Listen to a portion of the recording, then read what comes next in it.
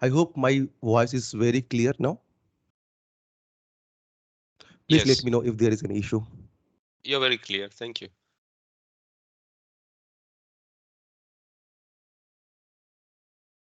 Okay, so today is the day one of SAP BTP training. My name is Parth. I will be your lead instructor throughout this training, and I will give you my background, my technical background a little bit, and we'll have some little bit of introduction session so that we'll get to know each other better, so that we'll drive this training session very smoothly. So let me give you my technical background first a little bit.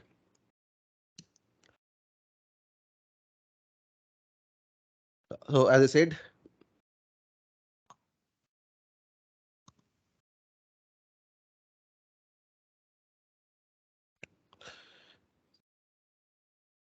yeah, so I have almost 12 years of experience in SAP technology areas, and I almost served 50 odd clients, different international clients. So now you must be wondering, okay, so is it really possible to serve 50 clients within this 12, 13 years of span? Yes, it is really possible, because I was in a kind of at that position that I was leading a COE team from a MNC, and that's the reason I used to interact with different customers for their different solutions, POCs, and proposals. Okay, so that's how I interacted 50 different odd clients almost. And from the from the training perspective, I almost given 200 plus professional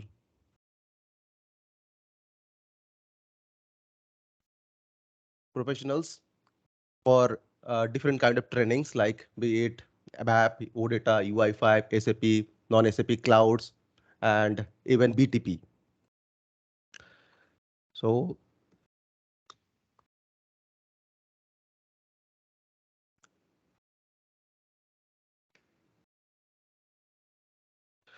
and if you come to my BTP implementation background, I till now have implemented 5 end-to-end BTP, you can say big implementation, because I have done lots of POCs and all. I'm not considering here, but from a end-to-end implementation perspective, I have already implemented 5 end-to-end big implementation for different clients. So, so these are my backgrounds actually. And as I said, like, okay, so I have also given training, but I started my career as well with ABAP. And I also believe ABAP is the thing that if someone knows ABAP by heart, they can learn anything. Okay, they can learn actually literally anything. So I also started with ABAP, and then gradually I moved with different technologies like OData and UI5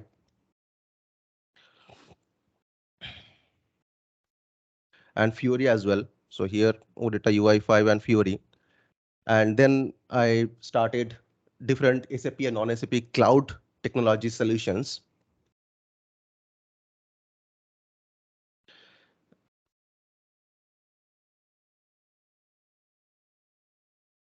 And there I worked extensively with AI solutions, machine learning solutions, IoT solutions, these kind of things.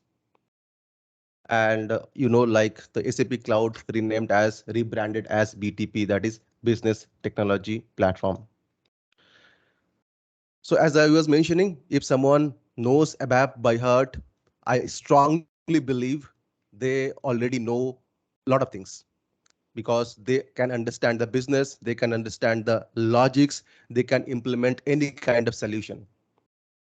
But there is an advantage and there is disadvantage as well. Okay, if you learn ABAP by heart, okay, so the disadvantage, the drawbacks,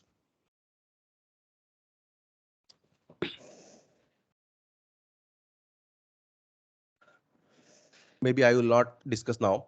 I will tell you at the end of the session.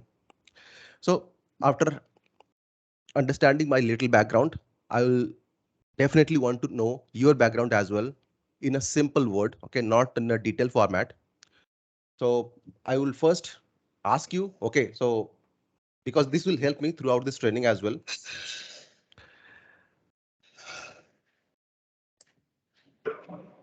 So are you from functional background or if you are technical background? Okay, please let me know. Okay, functional means business background and technical means like ABAP, PIPO,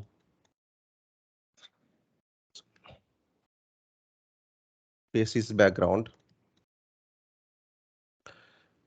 Please let me know which are the areas that you have experience you're working with so that I can customize these training sessions accordingly. Can you please raise your hand if you are from functional or business background? Anyone?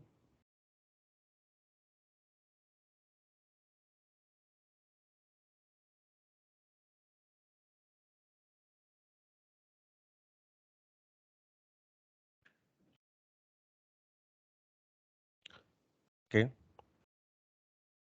So we have 3 friends here from functional business background. Can you please raise your hand? I understand the rest of the folks are from technical background, but still I wanted to know, are you from ABAP, PIPO or basis background or any other technologies that you are working in? Can you please raise your hand if you are from ABAP? Please raise down your hand from functional background now.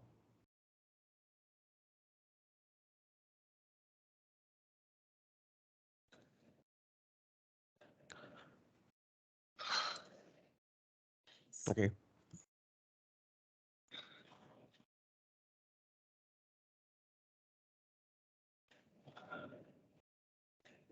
17, 18. Okay. 18 from ABAP. PIPO, anyone?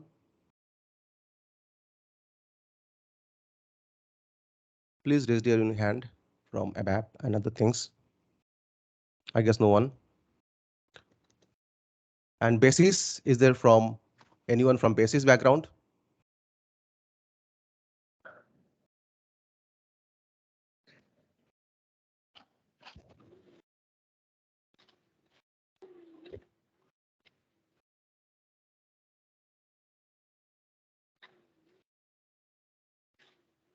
Naga Srinivas, Sita, Harish. I'm getting my echo. Can you please mute yourself if someone is already? Yeah, I can see B26. Please mute yourself. Okay, so there are 3 friends. 24 I can see, but I can see 29 participants. Anyway, I can get it now. Okay, so most of the folks are from ABAP background, as some of them are from basis, and some of them, like very few, are from functional business background. Okay, no worries. Okay, if you are from functional business background, that's also doesn't matter here, because whatever I will be teaching here, I will start from the very scratch level. And obviously, as because you're working in tech companies, obviously, like I can understand you are little bit of from technical background, or even if you're not technical background, you must have learned something in your college life. So some kind of programming or some kind of technical things, technical stuff, right? So should not be an issue if you have not done so far any kind of ABAP program as well. So now the next part is, let me start today's topic. And before starting today's topic, I will set up 2 rules here. Okay, the rule number 1 here is, the rule number 1 here is, please don't interrupt in between. Okay, I will be giving you enough chances to interrupt me in between the session, but from your side, please don't interrupt while I am in a flow. And the second thing is, please don't hesitate to ask any kind of dumb question. Okay, every dumb question can be a very solid logical question as well. If you are thinking it's a dumb from other side, from the other angle, it can be very solid logical thing as well. So these are the two thumb rule. Okay, ask any question whichever there in your mind. If you are hesitating to ask these things in this particular forum, ask me offline as well in the other group, other, like we have already the WhatsApp group. There also you can ask. Okay, but please ask. And first thing, as I mentioned, please don't interrupt. So today's topic is, I have divided today's topic into 4 sections: preface, then introduction to BTP developments, BTP management, and then preparing for BTP application development. And as I was mentioning, I will be giving you chances in between as well. Okay, so after each and every section, I will be pausing some time, like it's like 3-4 minutes, 3-4-5 minutes to ask, to answer any of your questions. And at the end, definitely I will be answering all of your doubts. So from the preface side, we'll be starting with SAP technology evaluation and all these things. Then introduction of BTP development section. We'll be seeing the BTP kind of like motivations things and all those kind of BTP environment things and detailed architecture of Cloud Foundry. Then BTP management side will go and do hands-on, like we will be actually creating our accounts, sub accounts. We'll be configuring our landscape, and even we'll be seeing like different kind of entitlements and all those things. And at the end of the session also, we'll be moving towards our first hello world program we'll be building and deploying to SAP BTP Cloud Foundry. So this is our high level overview of our today's topic. So let's move ahead to the first section, the preface. As I have mentioned, so these are the topics we have in the preface section. So we'll start with SAP technology evaluation. Okay, if you want, just take a note of this one. Okay. Now let's start with the BTP technology evaluation. Okay, so we have seen like SAP is a 50 years old company now. Okay, so this year it became 50 year. Okay, so it started around 1970s, and it started with R1. Okay, so they called a system as R1, and it was kind of a mainframe system. And and their kind of a like the system design or something like this. There was a single box. Okay, there was a single box, and in that single box they have their database. Please mute yourself if you are not talking. Database, application, and the front end. So these are the 3 layers. They put it in a single box. It was a mainframe system, and it was very rigid. If some things need to be changed, let's say like in database, in front end, in application, we have to do a whole lot of things. We have to ship the whole software together if there is any change. So difficult. Okay. So SAP thought it's not a scalable architecture. It's not a scalable design, flexible architecture. So they then move towards the R2 and R3 system. And in the R3 system, we have 3-tier architecture. So we have the database, application, and front end separate. Okay, so that it will so that we can build the components separately, and the separate components will talk to each other with some kind of middleware, and that become flexible. And not only that, so not only from the technical point of view, but from the functional, from the business point of view, from the design point of view of the business, SAP started with, I guess, like they started with material management and the PP module, and they then introduced the HR module, the sales and distribution modules in R2, and then in R3 they have their maximum of the modules, like including the finance and all. And then after, SAP simplified their solutions with S4 HANA. So they were calling as S4 HANA. So they invented a very good platform and database solution that is called HANA. And on top of that, they have built their entire business package and they named it as S4 HANA. So this was their both technical and business innovation involved in this. Okay, so technical and business innovation,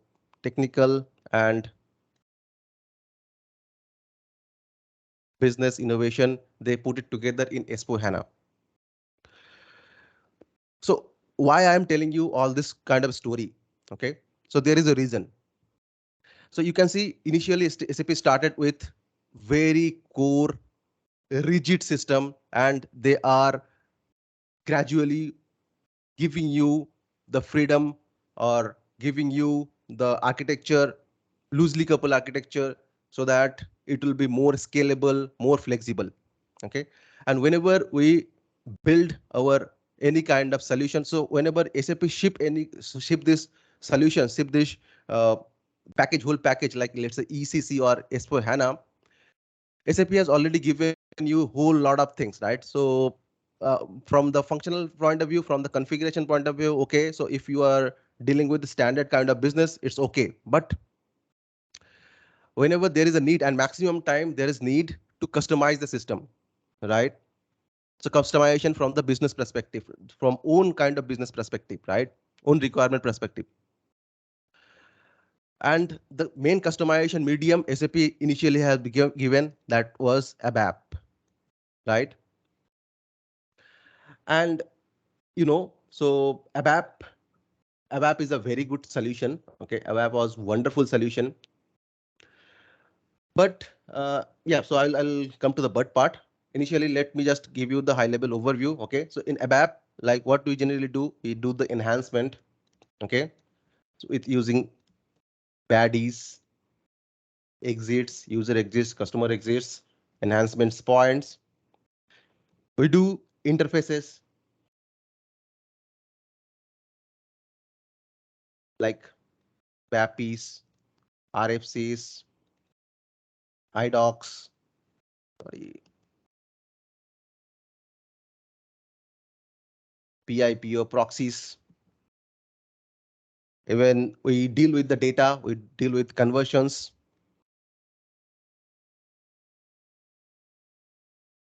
Like data conversions, the BDCs, right?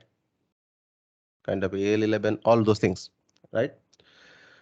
So this was main mechanism, main technique that we used to use to enhance the standard SAP package for our customers, right? For our clients.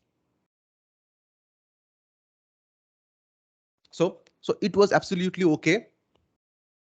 But what was the problem? The problem was the data. Okay. The data was growing. The data was growing. The business was growing. So let's say like you started SAP, let's say you are working in a client who is using SAP for last 20 years. And just imagine how many enhancements, how many baddies exist, enhancement point, how many custom tables we have built in the same system. And now let me give you a very good example. I was working in a big company, I mean big client. They are using mostly like SAP for more than 20 years or maybe like 15, 20 years. And they were using ECC. Okay, they were using ECC. We have done lots of customization, as I was mentioning. And around 2015 or 2017, I guess. So when SAP S4 HANA being introduced, okay, we wanted to move from ECC to S4 HANA. So we started analyzing our system. What to do if we want to migrate from ECC to S4 HANA? We end up with that we need to convert a lot of things. Then we took help from SAP, asking the consultancy what are the things we need to migrate, how we have to migrate from ECC to S4 HANA. SAP got shocked, actually, literally shocked. to see our customizations.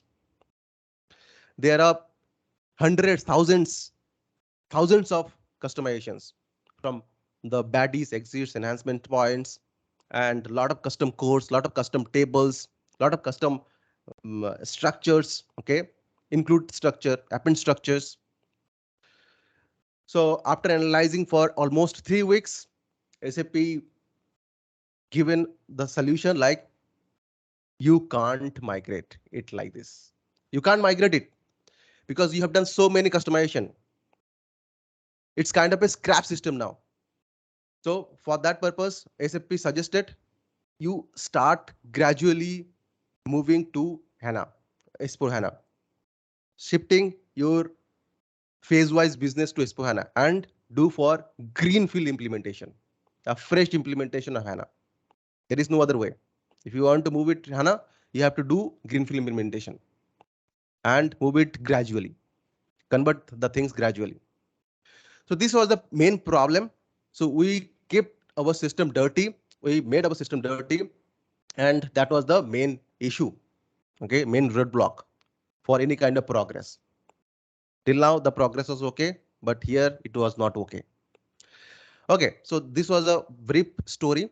Now let me tell you from the other innovation perspective. SAP has innovated a lot of other things, like SAP has bring a lot of other SaaS solution for, let's say, like I'm giving one example for HR. SAP bought this success factor for procurement solution, Ariba, those kind of things. And this PAS, DBAS, IPAS, don't worry about this terminology. We'll go through each and everything here later sections. So these are the main areas that we'll be focusing on as part of BTP. Okay, now let's move ahead to the next topic. Okay, I was telling you the motivations.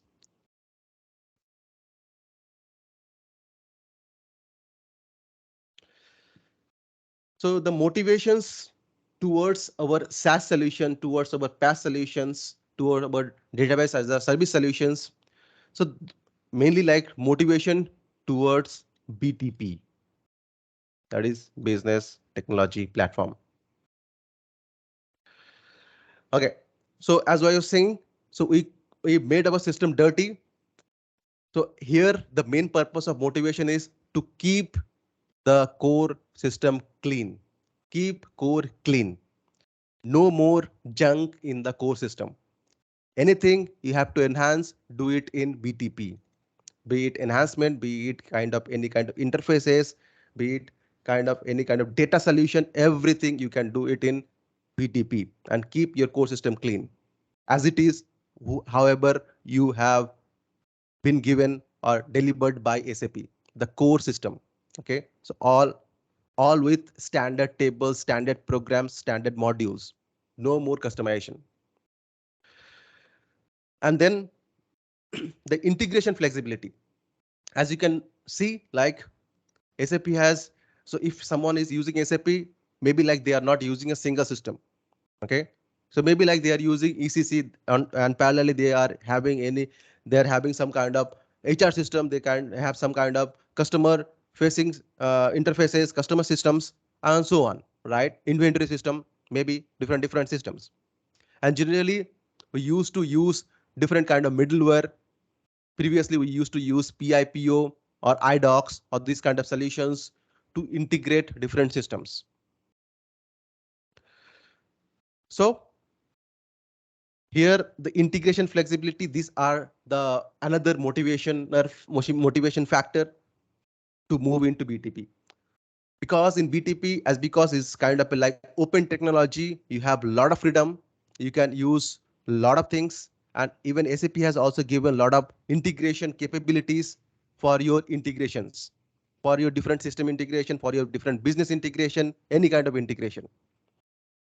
So this is another motivation. And then that means like you don't have to be dependent on SAP provided technology. So here also we will be not dependent on SAP provided technology that is called ABAP. I mean that is called ABAP. Sorry for that. And the integration flexibility, we are having a lot of flexible technology that we can easily use apart from those PIPOs, IDOCs. Maybe like we'll be using parallel to PIPO and IDOC. We have a lot of other flexible solutions. We can use it easily. And moreover, whatever the things that we'll be building, all things will be agile. Okay. Agile means like, okay, so previously we used to get any kind of business specification, the functional requirement, we used to analyze. We used to do a lot of brainstorming. After 3-4 months of brainstorming, you started some kind of developments. Okay, so the blueprint, after the blueprint phase, we started the developments, and then after that, we used to start the technical specification. We take time, then the implementation. So we have seen like for a single implementation, like from the ideation phase or the business blueprint phase to the go live phase, there could be like 1 or 2 years of gap. But in this modern area, who will be waiting, right?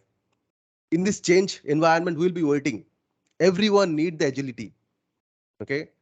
So everyone need the flexible business, right? Everyone need kind of dynamic business. So maybe like today, whatever the application I'm using, after 3-4 months, maybe like I will not be using because my customer is demanding something else. So I will be stucking 1 or 2 year or 3 year only for development. There is no meaning. Okay. So the agility. So that means like here, as because the things are easier, things are more flexible, you can build any kind of solution in factor of like weeks or months. Okay. Not more than month. And you can ship the solutions to the production and make it live within a week or month. Okay. Be it any kind of application or solution. And not only that, previously we used to have different release cycle. Like let's say like you are already on live. Now you are doing kind of some kind of changes. Okay. Some kind of like defects fixing or whatever. So there is a release cycle. Let's say like monthly release, quarterly release. Then only your changes will be moved to the next environment and it will be go live. It will be live in your production system. So this was also a problem, right? Here we will be solving this kind of problem as well with agility, because everything is flexible, even you can build and ship the things on the same day itself. You don't have to wait for any kind of release cycle. Okay. And then what next? The modern UX. Okay. So SAP was shouting Fury, Fury, Fury, UI5, UI5, UI5 in early 2015 and those kind of things, right? But maybe like that is also not a modern UX. Okay. What is the modern UX? Modern UX is something like that. If you just open your laptop, or even like you're not opening your laptop, you're just opening your mobile and saying like, or even like you are just starting your Alexa. Okay. So the voice assistant and saying, okay, so create sales order with this much detail or this detail or with this quantity and for this customer, like that. Okay. And the sales order should be automatically being created in your core system, backend system, SAP backend system. So not only like keyboard based, mouse based, the touch based modern UX, but also voice command based user experience also we can provide it if we are developing our application in business technology platform. This is so powerful. And then obviously I will go to the data side as well. Okay. So the data side means like, as I was also mentioning, the data was growing along with the business, right? Because it is accumulating the data from year after year after year, right? So we have the data solution as well. Like we have kind of a big data solution. We have the HANA HANA cloud solution. We can use, we can put a lot of data. We can even have the HANA data lake solution. We can accumulate data from different data sources and we can put it here, right? And as because we have lots of data in our HANA system, in our BTP system, in our BTP.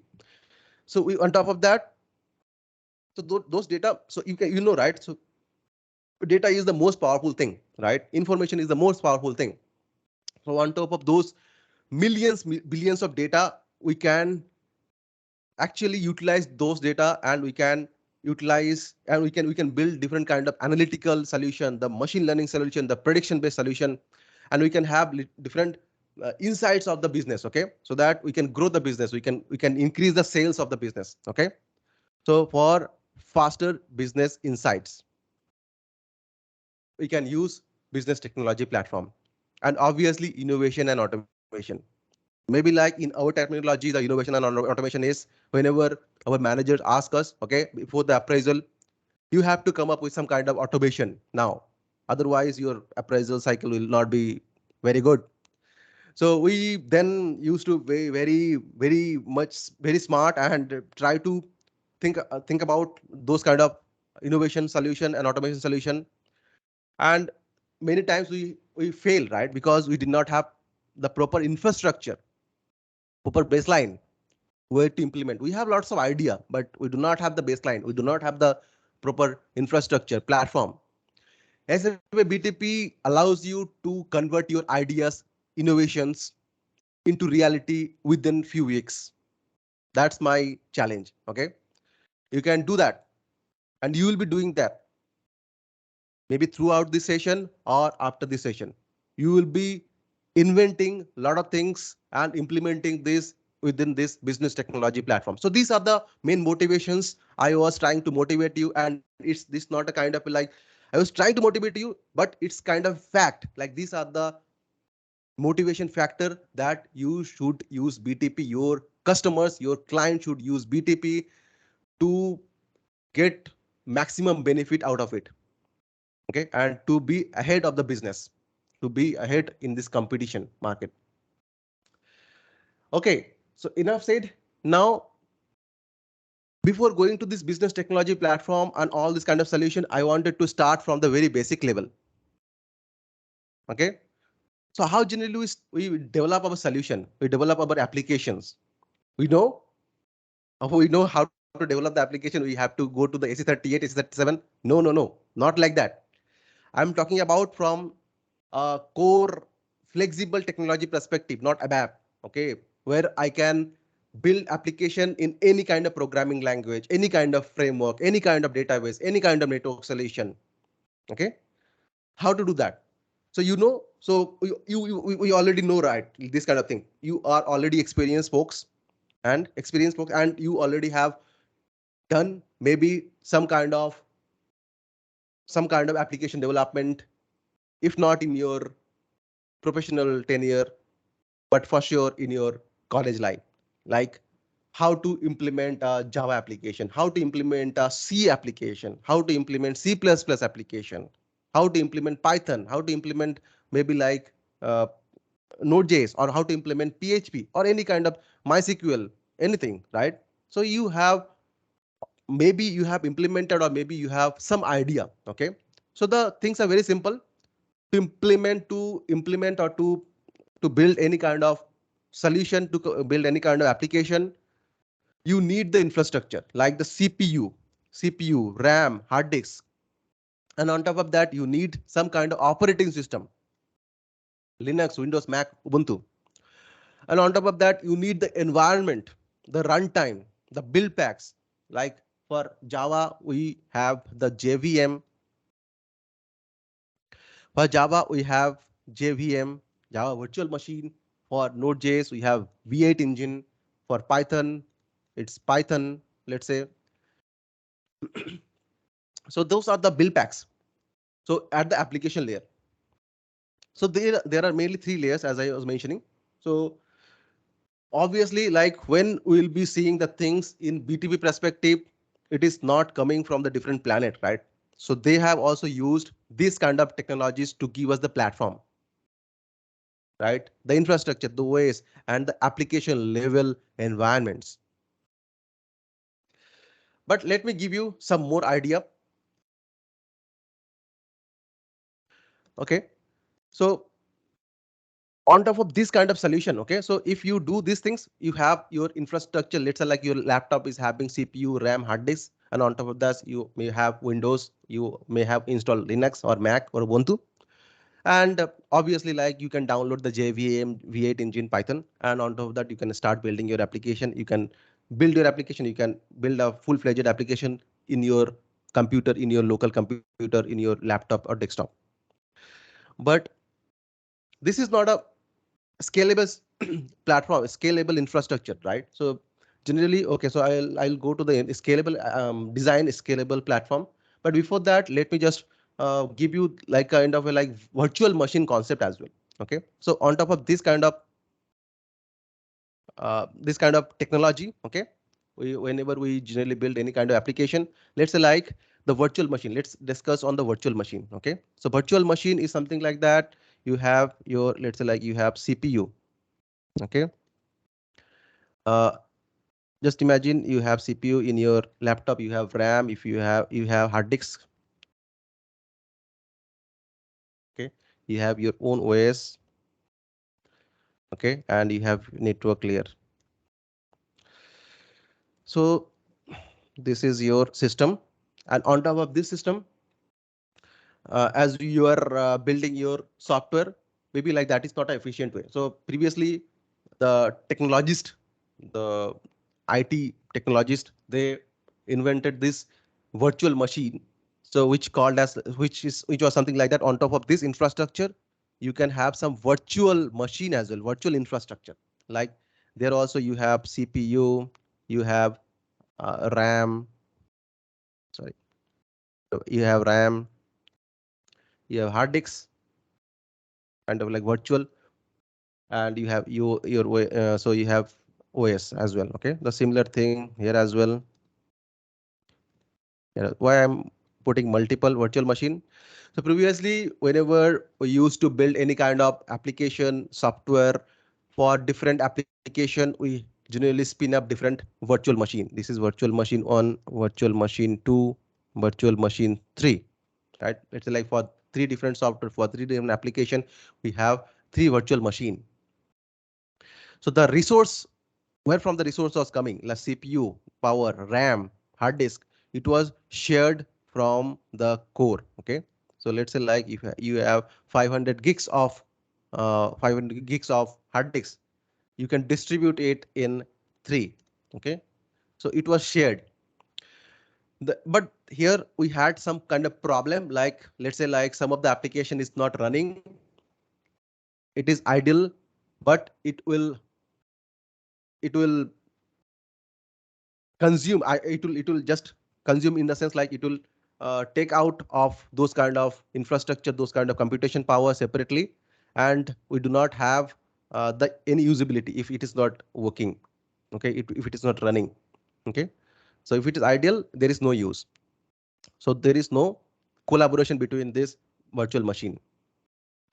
So for that purpose, later on, someone someone thought, okay, there could be some better solution. So there, like let's say like here again, you have CPU, you have RAM, you have hard disks, you have your, on top of this, let's say like you have your OS operating system. So previously the operating system, so you have to bring different operating system to the virtual machine, and here I'm saying you can have a single operating system, and on top of that you can have the containers. Okay, like this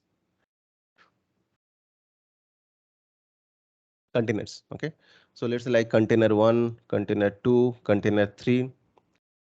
So you can if you have heard about Docker container, kind of that thing. And there also we can build our solutions, Java, Node.js, Python, Ruby, PHP, anything, the software, the applications. And the advantage of this particular container based solution is it can share the infrastructure. Okay, like the CPU, RAM, hard disk, all those kind of thing. If something is idle, that doesn't means like the infrastructure, the computation power will be idle. It can be shared between. So just giving you the high level information here. So okay, so you have infrastructure, operating system, and application environments, the runtimes, the build packs. Like this, we generally use to build our softwares, our applications. But as because I was saying, this was not a scalable solution. Okay, we need some kind of central party who can also we can provide. And let's say like you have to ship some kind of software. Okay, you have to build some kind of applications, and if you have to purchase all those infrastructure, that can be huge, right? Like those CPU, RAM, hard disks can be huge. So for that purpose, we later have seen there are different vendors like AWS, Azure, GCP, DigitalOcean, and so on. They started providing the infrastructures. Okay, they started providing the baseline solutions, and we the customer can rent out those computers. Like you can say like those are computers only, right? So and on top of that we can build our solution. So before going to this cloud computing, let me just show you this on-prem things. Okay, so initially as I was saying, SAP was on-prem, and even lots of customers are on-prem itself. Okay, and their on-prem means like everything, like the storage, server, network, virtualization. Then virtualization means virtual machine, OS, middleware, kind of like Apache, Tomcat, and then applications and data. So everything was shipped by SAP. Okay, so even application as well. Okay, maybe like not the data. Data is customer own property, but other than data, everything was shipped by SAP. Okay, and maybe in your company, as because maybe you are running on-prem, that means like can be it can be there is possibility you are running on private cloud. Okay, or your physical on-premise system. Okay, you have data center, and there you have your own operating system. You have your own storage, the CPU, the memory, RAM. Okay, hard disk, all those things. Okay, you are maintaining your network, you have your network team. So there are so much headache, right? So there are cost involvement, so lots of cost and lots of time involvement. Okay, so lots of cost involvement, lots of time involvement, and lots of risk also involved here, right? Because you have to maintain all the security networks and all those things, right? So if we start building this kind of solution like the Java, V8, Node.js, Python, those kind of application solutions within our on-prem, it will be more costly solution, it will be most time consuming solution and more risky solutions. So for that purpose, we need to find out someone who can take all those load on behalf of us. Like there are infrastructure as a solution provider. Who are those infrastructure as a solution provider? Those are AWS, as I was mentioning. Those are AWS, Azure, GCP, my God, GCP. Okay, so they were saying, I will be giving you the storage, I will be giving you the server, I will be maintaining the network, I will be giving you the virtual machines. On top of that, you have the flexibility to choose which operating system you want to install. I'll be also giving you, but you have to install it. It's your responsibility. You have to responsible for your middleware. You have to responsible for your applications, and obviously you have to responsible for your data. But from SAP world perspective, we are not used to all those things. We used to go to AC38, as I was mentioning, and AC37. We used to write code, just do the activation. Like there was an activation button, I still remember, right? Activation, activate it, and then F8, run it. Just write the code, write the logic, like put your variables, put your internal tables, work areas, loops, logics, selects, joins, put your final internal table, and if you wanted to update something, put call some kind of BAPIs. Okay, or implement some baddies and activate it. F8, you are done. You are not used to see this storage, network, virtual machine, OS, middleware, blah blah blah. So that's the reason when SAP initially thought, okay, maybe I can give the infrastructure as a solution, as a solution for our customers like AWS, Azure, GCP, or even like SAP initially started the Neo. Okay, so we are not used to all those things. It is very difficult. So what would be the ideal solution to give to the SAP customers, to give the SAP developers? That is the platform as a solution. What is platform as a solution? In platform as a solution, you will already have the storage network capabilities, servers already installed, virtual machines already installed, OS already installed, middleware already working. On top of that, you have everything. You just write your code and you just maintain your data.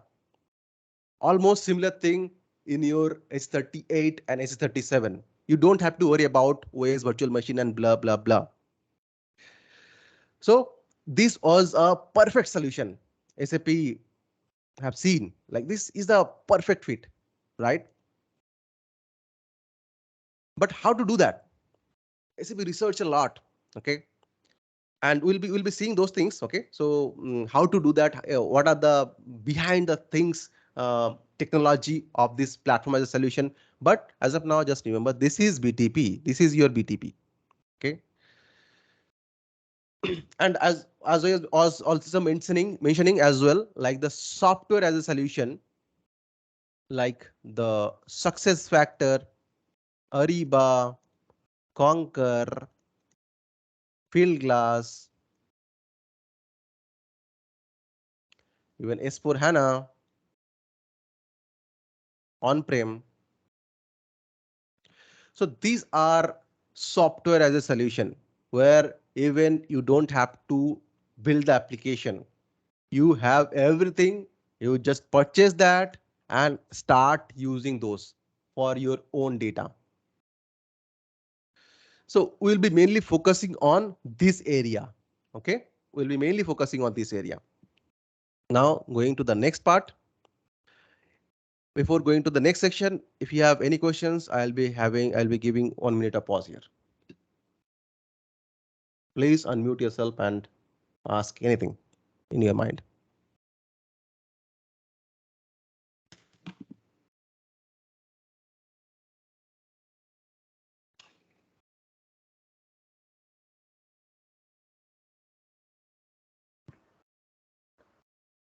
Hey Partha, an irrelevant question. Do you think this S4 HANA is a success product?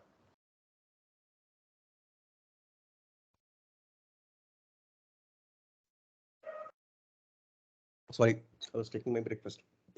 Sorry, you were saying?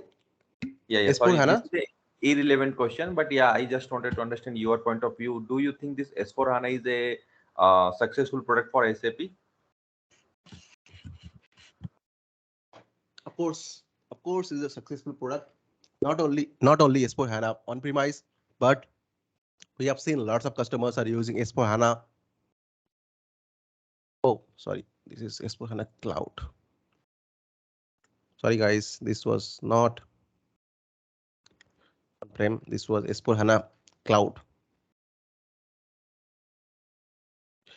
Yeah, obviously it is a successful product. S4 HANA. Because I myself has implemented at least 10 S4 HANA solutions. Okay, there are lots of S4 HANA solutions that I was worked in, but especially from the core perspective, I at least worked in 10 S4 HANA kind of project. Okay, so different clients are start using that and they are purchasing this S4 HANA from SAP now? Yep. Because I can see less project in S4 HANA right now other than this SAP. That's why I asked this question. Thank you. Yep. Okay, if there is nothing else, thanks for the question. Ask anything, okay? Hi Partha. One question. Just asking. So, I mean, like these recordings and everything, there will be a repository where they'll be stored, right? For later access. Yep. Okay, and the link for that, will be sent out in the mail. Of course. Okay, thanks. Yeah, thanks a lot. Hi Partha. Can I please switch on that slide? I had one question in that slide. Yep. Yeah, so coming to this second section, like infrastructure as a service. So what is the difference between middleware hosted uh, in infrastructure as a service and uh, middleware in platform as a service? Like, what is the difference? There is no difference. All middleware are same here. So middleware means don't think about like middleware like CPI and all those things. The middleware here is, however, the mechanism how it interacts, the application interacts with the OS virtual machines. Okay, how the application on data interacts with the virtual machine and OS. So those kind of like Apache Tomcat kind of a middleware. So these are middlewares are same. So previously we used to use our own middleware, our own server, our own Apache Tomcat. There SAP, sorry, here also we used to use our own middleware. But in the platform as a service, you don't have to worry about these things. But all are Yeah, same. like in case of SAP GUI that we use, SAP NetWeaver, so you want to say like application layer is our middleware in that case? No. That's what I'm saying. Like you don't have to. So here, just focus on BTP, where we'll be developing the applications, and where we'll be having everything. Okay, like our backend, our database, our the application layer, like where we'll be putting our application logics, and then we'll be having our APIs like OData services, and on top of that, we'll be building our user interfaces. All will come here itself. So these are behind the Uh, scene things. Okay. Correct. So like HANA Enterprise Cloud is which model? IaaS or PaaS? HANA Enterprise Cloud. So whichever I'm talking about here itself. So HANA Enterprise Cloud. So that can come in this topic. Okay. Here we are talking from the enhancement perspective. From okay, let me just go back. Our motivation is this. Okay, the integrations, keep the core system clean, modern UX, agility. So that's what I was emphasizing on those things. We are whenever you are saying the S4 HANA enterprise, those kind of things, those are standard package, standard software provided by SAP. We're not talking about that. Our job is to customize the things, right? Our job is to customize, to put some custom logic or to enhance the standard system. For that thing, how we'll be doing that? For that purpose, we are discussing where to do that and how to do that. Okay, so Correct, if correct. your question is with the standard solution, that's the thing we are saying. Yeah, yeah. We will not touch the standard software. We will put our standard software as much as clean. Yeah, the reason I asked this question is that um, in my previous company, we had our like hardware part stored as a part of HANA Enterprise Cloud. So that's the reason I was wondering in which section this architecture will fall. Yeah, so those will be falling under this. Okay, so as it is, if you are dealing with ECC S4 HANA, those obviously will fall here or private cloud. Okay, or maybe sometimes the public cloud as well. But Okay, there everything is managed by either SAP or by your client itself. I mean, by you itself. Okay. But whenever we are trying to enhance this, we are trying to make some kind of interfaces or yeah, so integration solution. So there we'll be using BTP for our purposes. Okay. yeah. So And in that case, that was like in infrastructure as a service section, right? That solution. yeah, so that can be either here or here. Okay. So that's the thing telling you. Okay. So for the standard solution, we are not talking about the standard solution. So you remember the things I was telling you here. Okay. So that's the reason. So these are the things I'm clearly see here. Okay. That's the reason I was asking you or telling you I'll be putting these things at the end of the session. Okay. So Got it. we are very core and we used to think whatever we already learned. Okay. So I was thinking to give you these tips at the end of the session. Try to unlearn the things. Okay. Try to not to relate with the existing thing. Okay. Maybe somehow you can relate with the existing thing. That's what I'm saying. For standard things like S4 HANA, the standard package solution, S4 HANA ECC, the standard things will run as it is. We are not going to change anything there. but the customer enhancements for customer custom solutions for which we are being hired for as an ABAPer or as an basis guy or as a PIPO guy. Okay, so you are not responsible to build a standard module, right? Because you are not working for SAP, right? You are working for some customer. Your job is to enhance as per the customer need. Where to do that and how to do that, that's our main problem statement. And on top of that, we have different kind of other motivations. Okay, so we'll be Okay, mainly thank you. focusing on the PaaS and SaaS.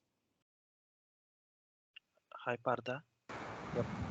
Hi, Partha. I think we will be taking these questions at the end of the session. I was telling you we will be only taking 2-3 minutes.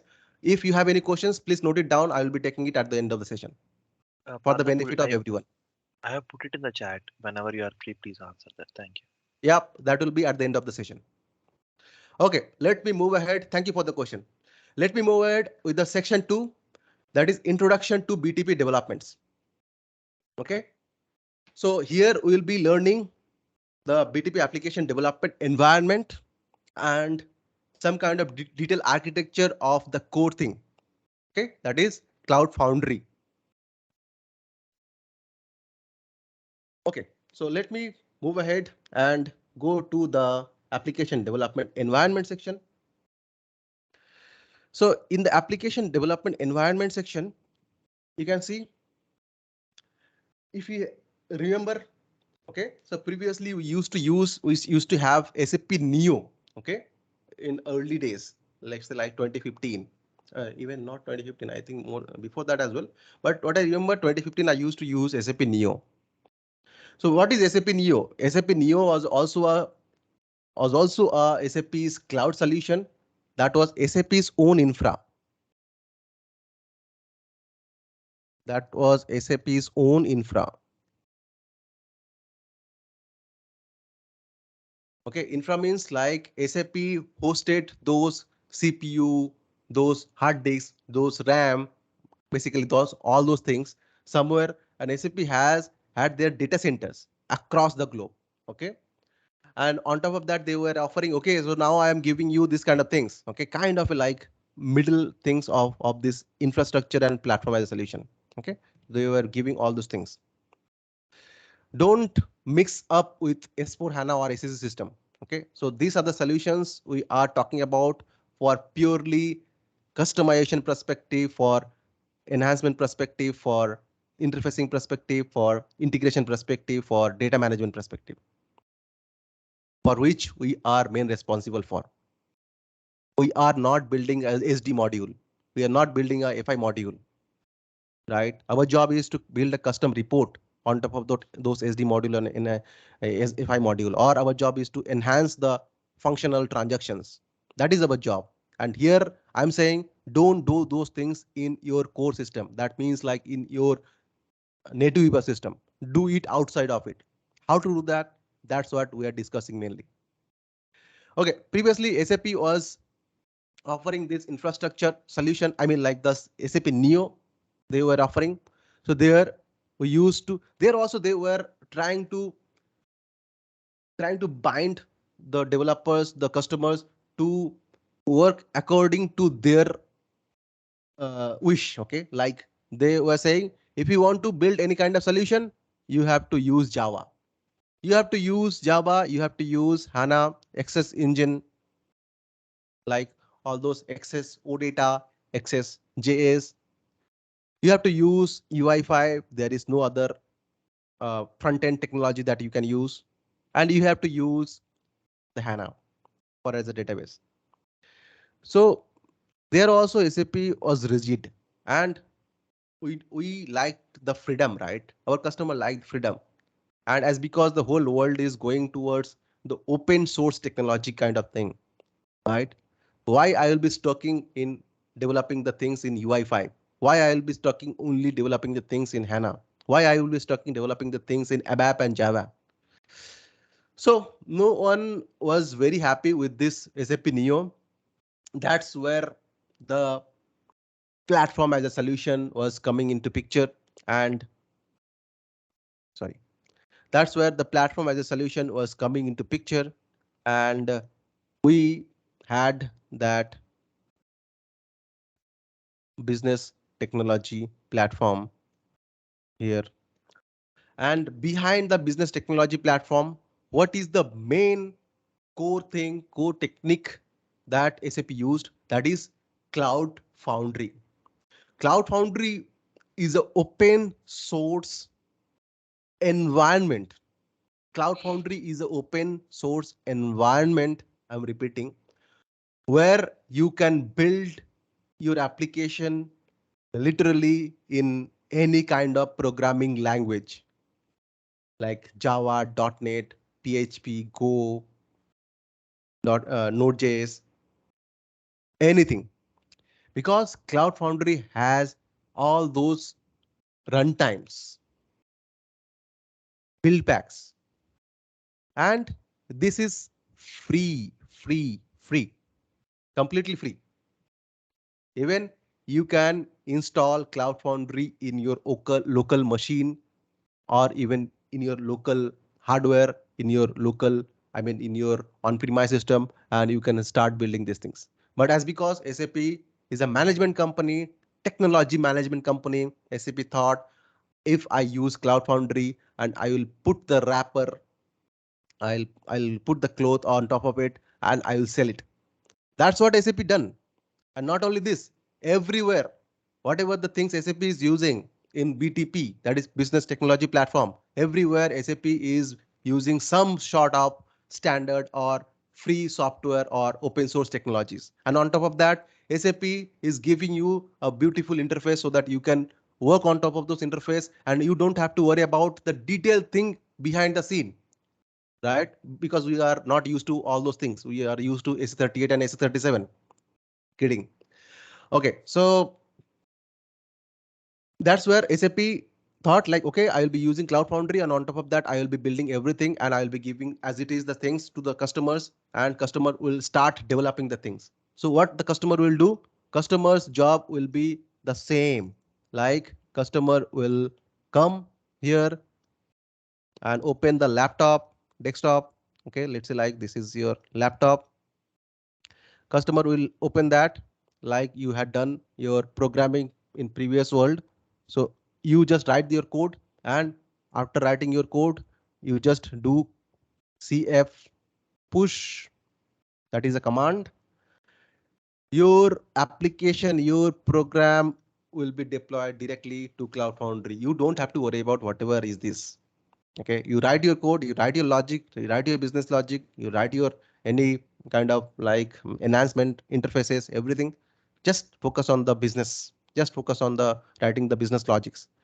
And after that, do CF push.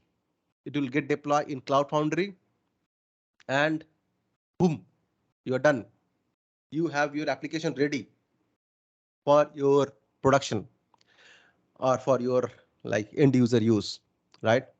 But as because this is a training for architect with low code and no code, we will dig into each and everything, not only for our vague benefit, but also for real benefit. So you will gradually learn. Okay. So here my point is you don't have to worry if you don't want, but if you want, you will be better architect, you will be better developers. Okay, so Cloud Foundry, as I said, is an open source technology, open source platform. We can run any kind of languages, any kind of framework, any kind of databases. So as because I was telling you, you can even install Cloud Foundry in your local machine, but that's not the ideal scenario. So when SAP is saying, I will be giving you business technology platform, and behind the scene, everything is running inside this Cloud Foundry, and Cloud Foundry. So to run the things, I need some kind of infrastructure. So what are those infrastructure? Like even here also, you have AWS, you have Microsoft, Azure, you have GCP. Okay. Even you have the Alibaba as well. Okay. So here, what I am saying is SAP is giving you the flexibility to choose what would be the infrastructure for your BTP. You can choose like you want to choose, you want to use AWS, Microsoft Azure, or GCP or Alibaba. And on top of that, SAP is also giving you lots of other flexibilities or kind of a like helping hand to develop or to enhance your customers' requirements, like the alert notification service, the business application studio, HTML5 repository, HANA cloud, workflow management, monitoring service, and almost there are 100 different services. We'll gradually know maximum of the things.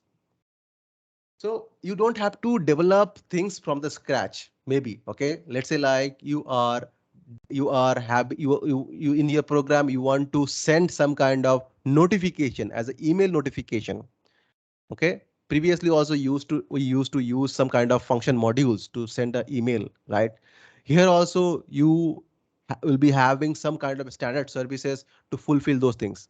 So you will just call those services from your program, program will be mainly using Node.js, and you will be done. So maximum of the times we'll be using standard services.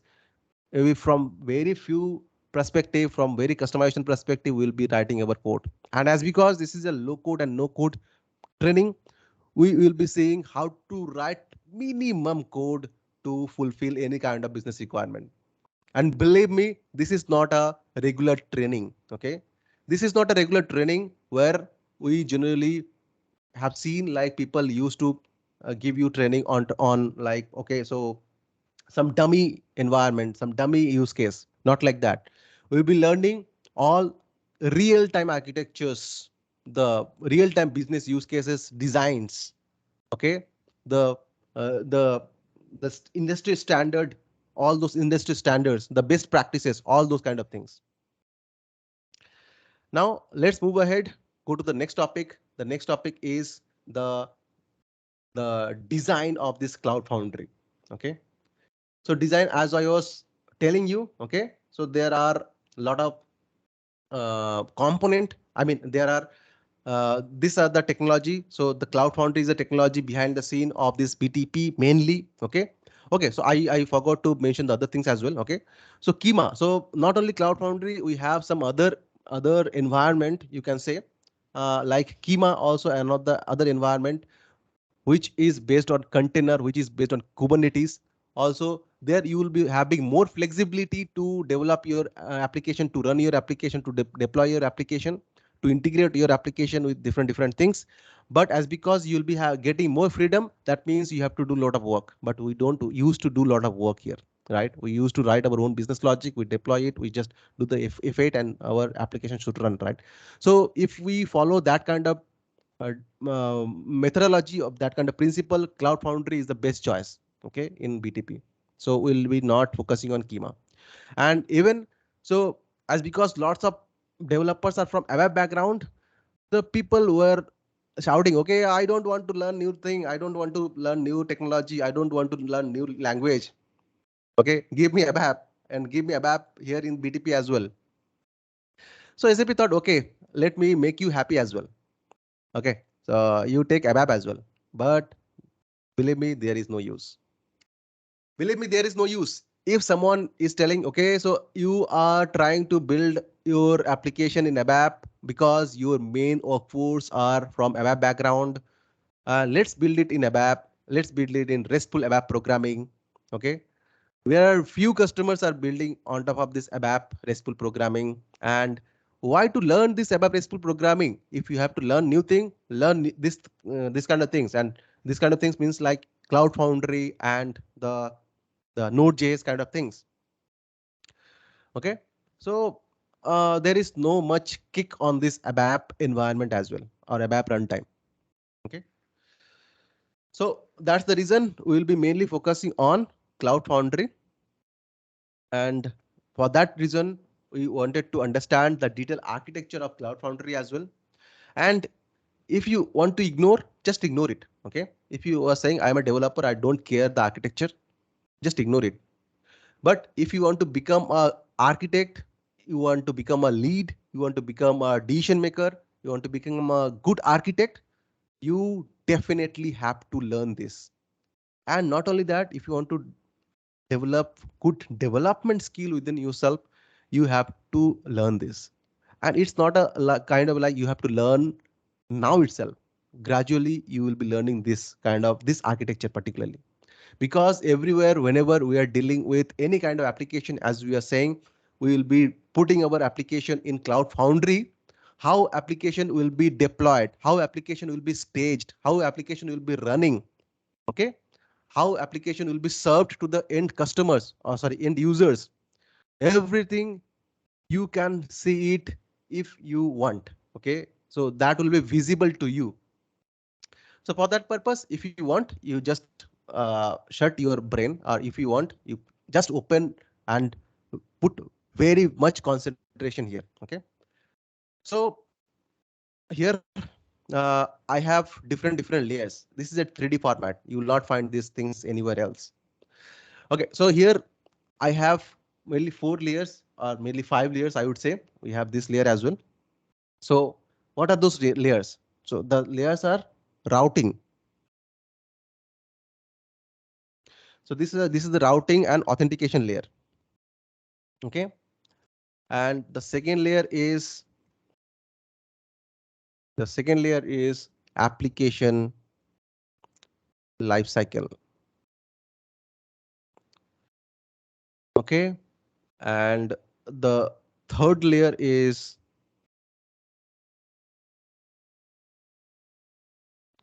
application store and execution. Whenever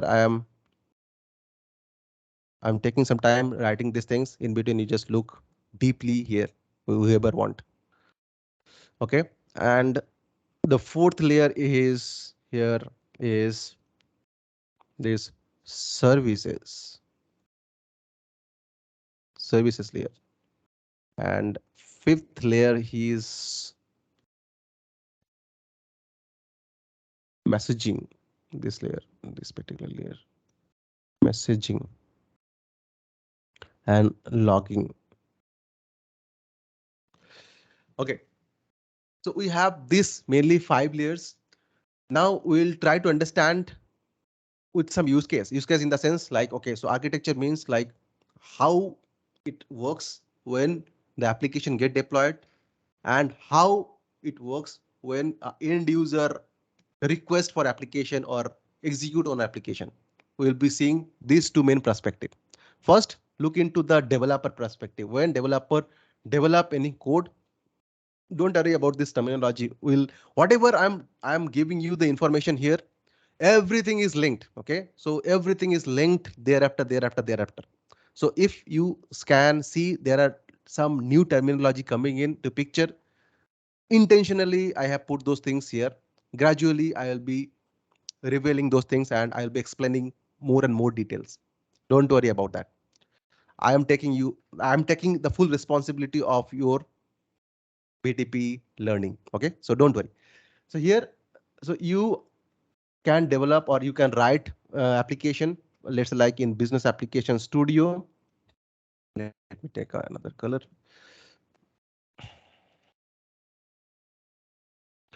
Business application studio is somewhere you will be writing your code. Like if you have seen Visual Studio Code, or let's say like this is your EC38 or EC37, okay, where you will be writing your code. And as I was saying, you can write your code and you can deploy it using CF push. Your job is to write code and deploy it using CF push. Rest of the things, whatever happened, doesn't matter, but matters from other perspective I was saying. So anyway, so whenever you will be pushing the code, it will go and set into this Diogo cell VM. How it will come here? Let me tell you. So here we have the cloud controller, kind of like gateway, whichever the request the Cloud Foundry will get from your CF push.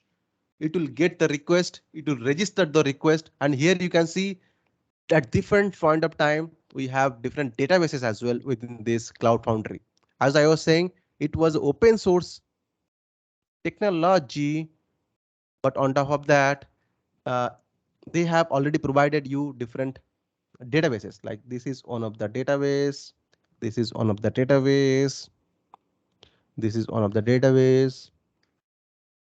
Okay, So whenever any new request come for deployment, it comes here and it registers the things like which are the application name, those kind of application ID, those kind of things. Okay. And this cloud controller also controls the other things like the other BTP things like the account, subaccount, space.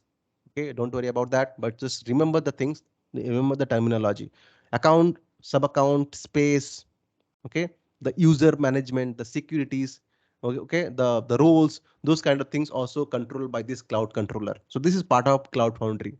And whenever the CF push the request come for the deployment of application, it register here in this particular database of Cloud Foundry. And this particular database is built on top of MySQL, just for your information. And when it registers the information, it goes to Diogo Cell VM via this Diogo Brain via this cloud controller bridge. Okay, so Diogo Brain will decide. Okay, so Diogo Brain's job is to distribute the task and long running process to Diogo Cell. Okay, Diogo Cell VM. And whenever the deployed application will come to Diogo Cell VM. VM is virtual machine. So this particular virtual machine and garden container, that you can see container virtual machine. So these concepts comes long back before the original invention of virtual machine or container. Okay, I mean mainly the container, not the virtual machine. Okay, so like the Docker, before Docker it came. Okay, so the Cloud Foundry garden container came into picture. So it is kind of the same containerization techniques, like your application will be containerized, different application will be containerized in different container from isolation perspective, from flexibility perspective, and in between there will be communications. Okay, so anyway, here whenever the application code will come in this Diogo Cell VM. Okay, so as I was saying, cloud controller accept request and direct to Diogo Brain via the cloud controller bridge to coordinate with individual Diogo Cell to store and run application. So when it comes to Diogo Cell VM, the first thing it does it like, okay, I need to now compile, right? And I need to stage the application, right? And then I need to start the application, right? So you'll see those things whenever you will be actually building and deploying those applications in Cloud Foundry. And to compile the application, to stage the application, I actually need, so your application comes here, but as because your application, like application component, like you have written a lot of things, you have a lot of files. So Diogo Cell VM will not hold all of this, right? So let's say like you are inheriting different packages. Okay, so packages in the sense like, okay, so whenever we also develop something, like we also do not build from the scratch, like we used to use some kind of packages, libraries, right? So those libraries definitely it will not store within this Diogo Cell VM. The reason is those packages, libraries, and the code bundles are heavy, are very heavy, right? So it will consume lots of memory. Okay, so for that purpose, this Cloud Foundry uses some kind of application store. Okay, like in Blob Store or S3. Okay, so AWS Blob Store or S3, Amazon S3. So this is the icon of Amazon S3. I just put for your reference purpose. So whenever the things will come here, it will deploy it here itself, like, and it will actually map whichever the packages, whichever the libraries I need. Okay, and as because I was telling you, everywhere I need the database, I have the database. So whenever it comes here, it registers the information here. Okay, so this is the application, these are the required packages I need, and that's how it will map. Okay, so now I have the baseline things here, and for the running this baseline code, I need this kind of libraries packages, but I will not use or store those libraries packages here. I will store it in blob storage here itself in the separately. And not only that, I need different kind of build pack, like I was mentioning you here. Like I was mentioning you somewhere here. Like to run a Java application, I need JVM. For Node.js application, I need V8 engine. For Python application, I need Python, right? So those kind of sorry. Yeah. So for those kind of things, I need some kind of build packs like Java build pack, Node.js build pack, Python build pack. Those are also heavy files. Those are also I will not put. I mean, the Cloud Foundry will not put it in Diogo Cell VM. Those also put into the some kind of blob storage.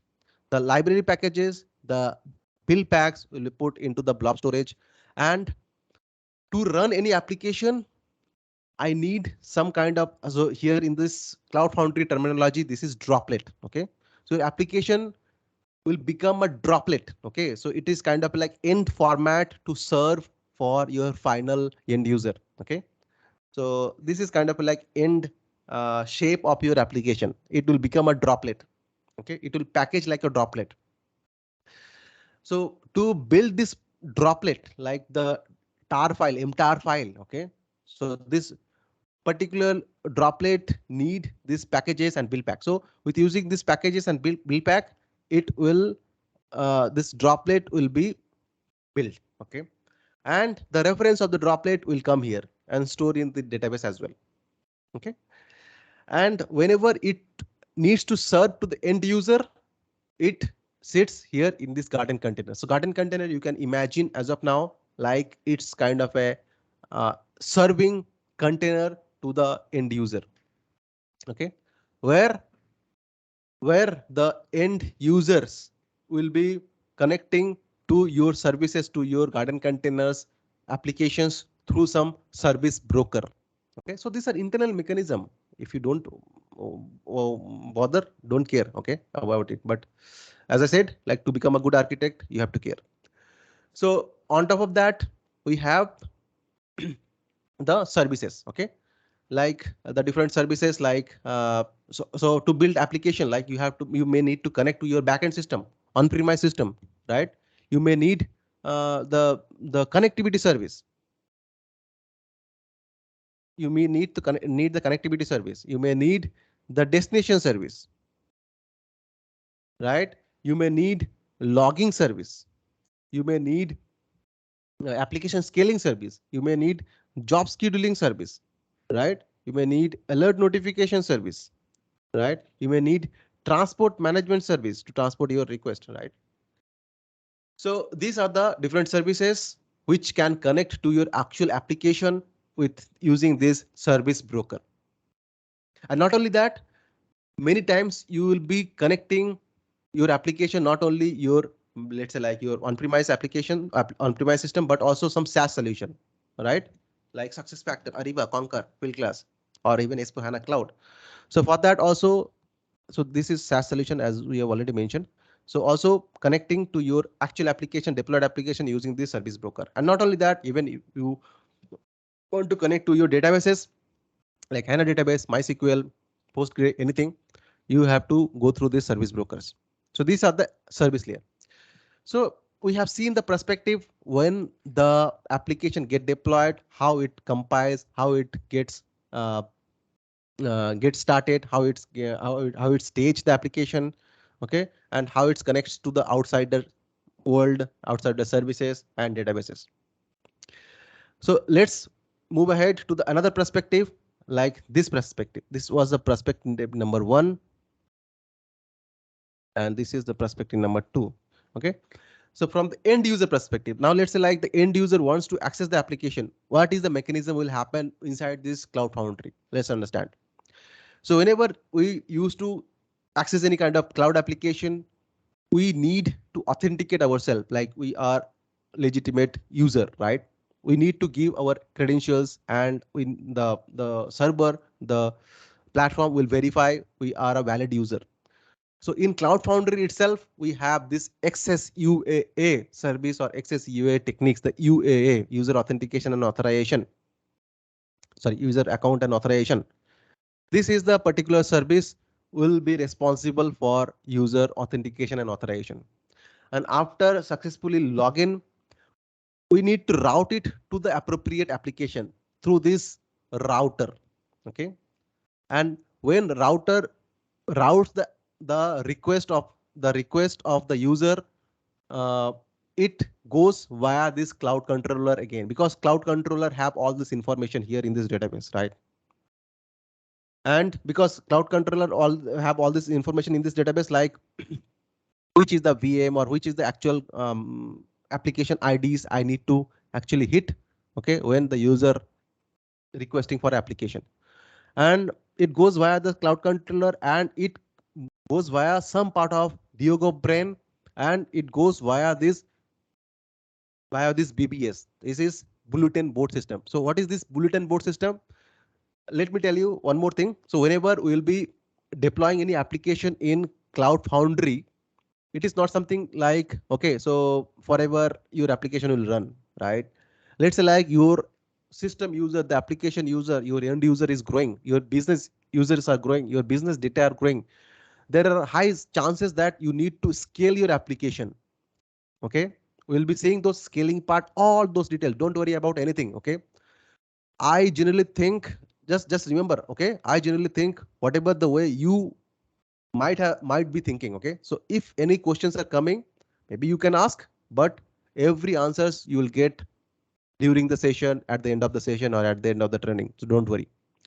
Anyway, so whenever as I was saying, so there will be scaling requirement. Okay, that means like, okay, let's say like there are applications we need to scale, like, and the same application becomes multiple instance. Okay, like this.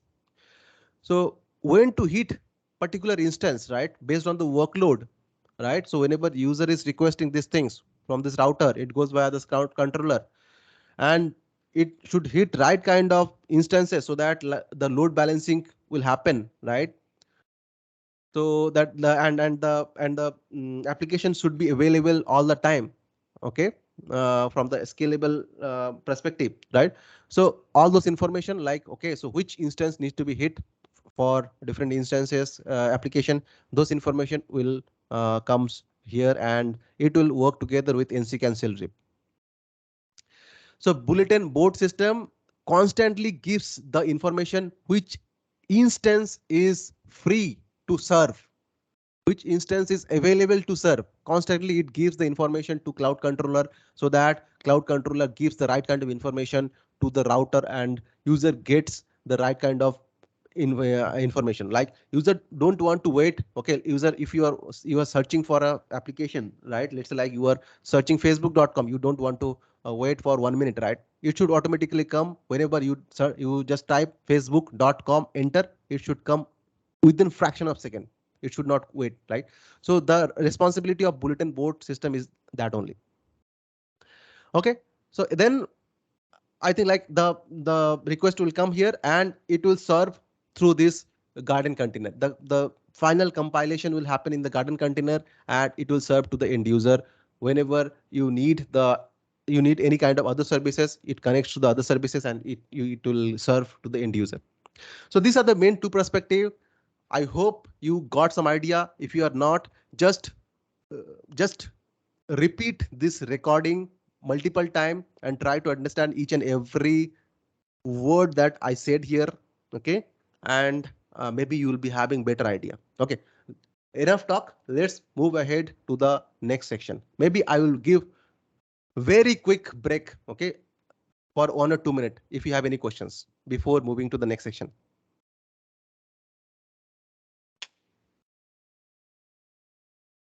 Partha, so I am currently working on BTP, and we are trying to follow this clean core approach. But what we have seen generally is that, I mean, there are a lot of requirements which cannot be met using BTP. So, I mean, like, is BTP not there? I mean, SAP is driving this clean core approach, but what I feel working on BTP is that it's not possible. I mean, we are kind of using event mesh heavily, wrap programming heavily, and badge of scheduler. But I mean, like, do you think that BTP is not yet a mature product the way SAP is claiming it for clean core? Sorry. Yep. I love that you joined here in this training. I love some experienced folk also joining here, and I'm really happy like you were asking these kind of questions, because this is my motivation to give you to show you the right kind of path and right kind of technique and right kind of possibilities, right kind of architecture that you can build anything and everything in BTP. There is no other way than BTP or no other way than this cloud solution. Okay, everything is possible in BTP. Okay, so that's the way I have Can I share designed a the small? entire. Yeah, so that's the reason I Okay. am telling you this is a course I designed. I think like I put my thought almost for 3-4 months, and I put myself in your shoes, and I think whatever the possible questions will come from you, from your customer, from your requirement, everything is covered here. Don't worry about anything. Everything I will be covering here. Okay. Sure. But as of now, I'm Thanks. saying everything and anything is possible. Thank you. Okay, so now let's move ahead to the section 3, that is the BTP management. Okay. So in this BTP management part, what are the things that we will be covering here? Let's understand. We will be learning the data centers, the regions, okay, the availability zones, all those things. We'll go into the discovery center. We'll learn different services. As I was mentioning, there are nearly 100 standard services provided by SAP.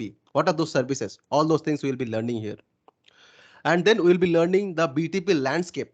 Okay, how generally you will be setting up your BTP landscape, the global account, sub account, space, all those things. Not only that, I will be giving you the 3D model of the landscape as well.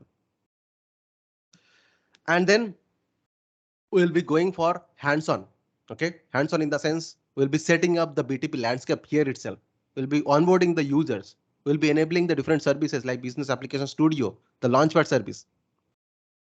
And even we'll be preparing ourselves for the next sections, like we'll be setting up our cloud HANA cloud setup as well. All those things will be done, very important. So let's move ahead to the topics.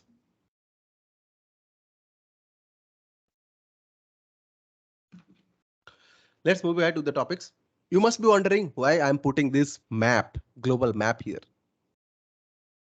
Because of the data centers. As I was saying, we are looking forward to the cloud solution. Okay, cloud means it is not the real cloud, right? It is the same computer with CPU, memory, RAM in a bulk stored somewhere in a central place. And we are utilizing those computation power. We are utilizing those infrastructure. So those infrastructure, where are those infrastructure? You will find those infrastructure from discovery center discovery center dot cloud dot SAP. Okay, we'll see that as well. So that means like those computers, those racks, okay, of hard disk, RAM, memory, okay, is stored different location of the globe. Okay, let's say like from BTP perspective. So these are the BTP data centers. Okay, and different color defines different providers. The yellow maybe the AWS, the blue maybe Azure. We'll see that. So here we need to understand some important terminology, that is region. Let's say like the first terminology is region. Okay, so we are trying to understand region. So region are nothing but the location or data center from different places where we have the computation power provided by SAP. So like let's say like we have region in UAE, Russia, Singapore, China, South Korea, South America, North America, okay, Australia, all those are regions. So inside the regions we have different availability zone. Okay, different availability zone. So what are those availability zone? Let's say in Russia, right? We have Russia region. So that means like if something goes wrong in certain place, let's say like some disaster happened, we should not lose our data. We should not lose our applications, right? So this is another beauty of moving things in your cloud, right? From on-prem. So we have different buildings located in different areas of the same region. Okay. Different areas of the same region. So from that means, so those are availability zones. So these are availability zone. These are availability zone. These are availability zone within the same region. So maybe like whenever you will be storing any application or data, it will copy to other availability zone for your disaster recovery purposes. So you understand the availability zone and region. After understanding the availability zone and region, let's understand now how to choose region. Okay, how to choose this region. So whenever you will be setting up your BTP account, maybe like everyone will not be responsible in your company to set up BTP account, because mainly the admin folks or mainly the management folks, or maybe like many times the team leads, okay, managers generally set up this BTP account. So whenever you will be setting up the BTP account, you have to choose the region, right kind of region, right set of region, right region. Okay. So how to choose the right region? Okay. So that is our main question. How to choose region? Okay.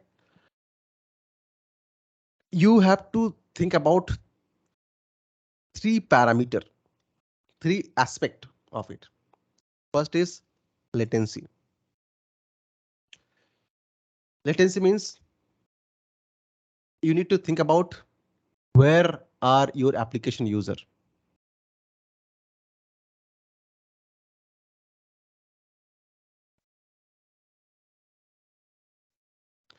Where are your application user? Let's say like your application users are in China.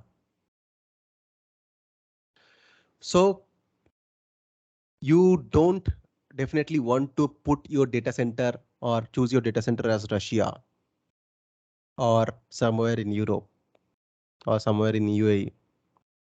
One of the major reason is you need to access your application faster. You don't want any delay, latency, buffering, right? It's kind of like whenever you are watching Netflix or YouTube, if you are hitting the server, okay, you are hitting the server from North America or South America or somewhere in Australia, maybe you will get some kind of buffer. I don't want buffer. User don't want buffer. User don't want to wait. This is a modern world. So whenever we need to choose a region, we need to think about where is your majority of the user stays or using your application, from where. So you need to choose near to your user location. Let's say like your users in China, choose among from different region or availability zone from China itself. Then after understanding the latency part, we need to understand the data security as well.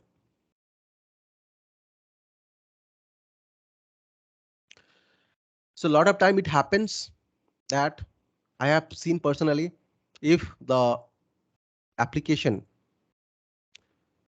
the customer is there in UAE, Middle East, okay, they don't want to put the data or application somewhere else outside of their own country. And not only like they don't want, there are regulatory that they have to have the data, like let's say like customer data, transactional data, okay, any kind of sensitive data within the country. It should not go out of the country. So definitely you need to keep in mind the data security part. That means if you want to implement BTP application, you have to choose region within that same country. If it applies, like data security is applies there. And then comes the service availability.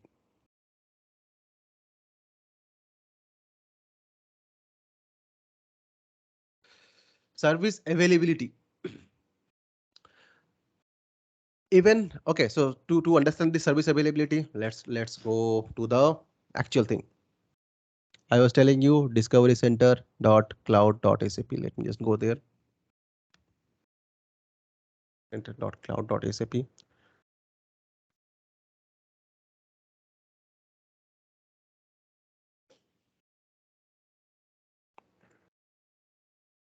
Okay, let me switch my screen.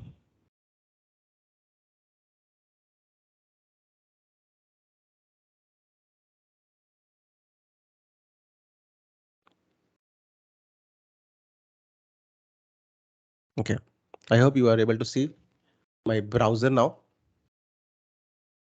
Just confirm once. Yes. Okay, so this is discovery-center.cloud.sap.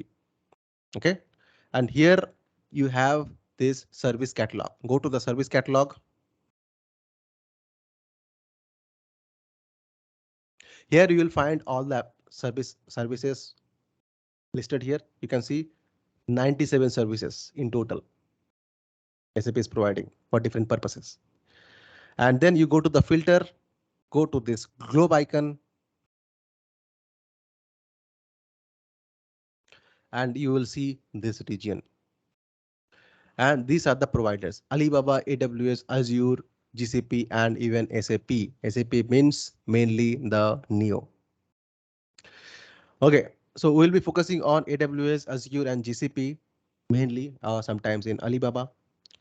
From BTP perspective, and what are those regions? We have 24 regions. That means from we can access, or we can choose region from 24 different locations like Australia, Brazil, Canada, China. And so let me just show the labels. So these are the labels. Okay. And here there are different license models. I'll go to this license model. Don't worry as of now. But as of now, just remember there are this different license models.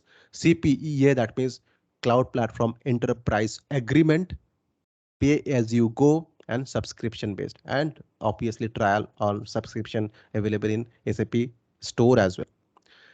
So maximum of the customers I have seen, they are using this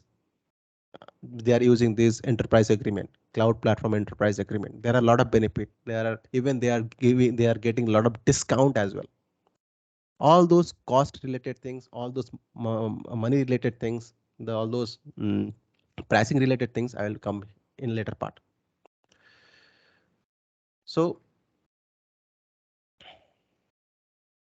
you can see all the providers are providing all this license model.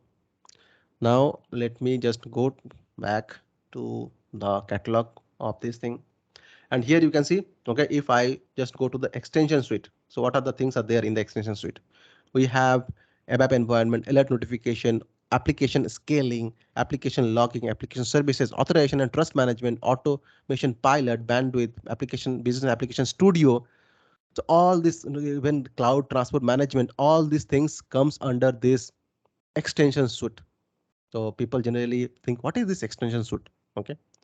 So whatever the required services or technologies or languages that you have to use to enhance the core system, that is called as extension suite. Okay. Anything. So you can see 63 different services we generally use for extensions. Okay. And I will be giving you not maximum, it is not possible to go through all the services, otherwise it will either become a very long session, or I will be giving you like very high level thing. I will not be able to give you some detailed thing.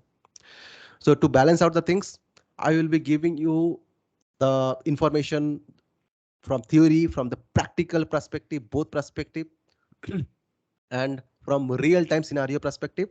Okay, so I will be using, it's not kind of like individual applications, but from real-time business use case perspective, we'll be seeing those application services. Then we have integration suite. And inside this integration suite, we have this connectivity service. We will see that we have destination, we have event mesh, integration suite. So all those things, even IoT and SAP data intelligence. So all those things are coming here. And even from capability perspective, SAP has given different kind of capabilities, services like, okay, business entity recognition, SAP conversational AI, document classification. Maximum of the services we will see here in our training. Okay.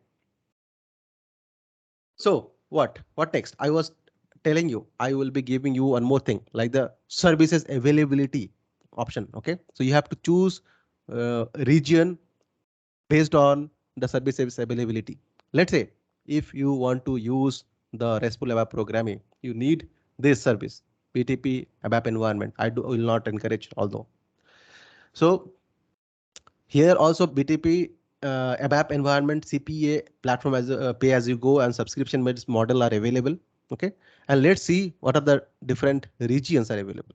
So you can see the regions are Europe, Japan, and US. If some customers are there in Russia, they are saying I want to use ABAP environment, and they don't want to put their data into Europe. You know what is the obvious region, right? Or Japan or US. Just imagine they will go for ABAP environment or not. Obviously not.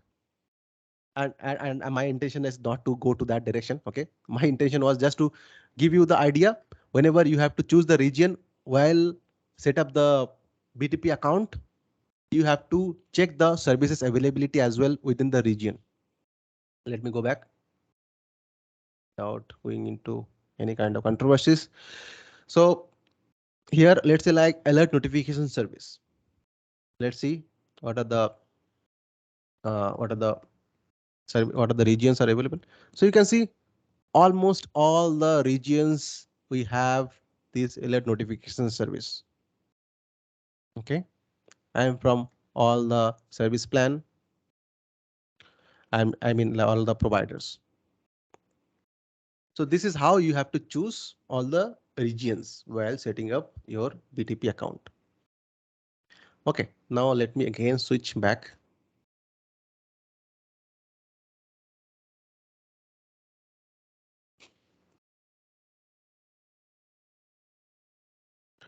I'm back to my slide. If I'm not, please raise. Okay, otherwise you don't have to raise. So here the next thing is I was telling you we'll be seeing the 3D model of this BTP landscape. Okay. So this is the 3D model of BTP landscape. You can see here. Uh, Here we have global account. So global account is kind of a like virtual thing. There is no. So global account is for mainly for the management perspective. Okay. And even sub account also is also management perspective. Okay. So as I was saying, so you need to choose the region, right kind of region. Let's say like you would be choosing, sorry, Europe U10, that is maybe like Europe Frankfurt. Uh, so you have to choose region based on this criteria. Okay, latency, data security, and service availability.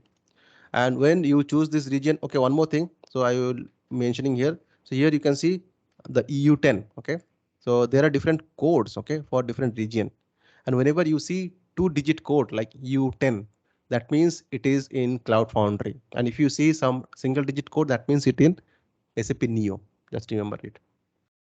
Or it's not very important. Anyway, so here we'll be having our full freedom. And I was saying anything and everything we can build.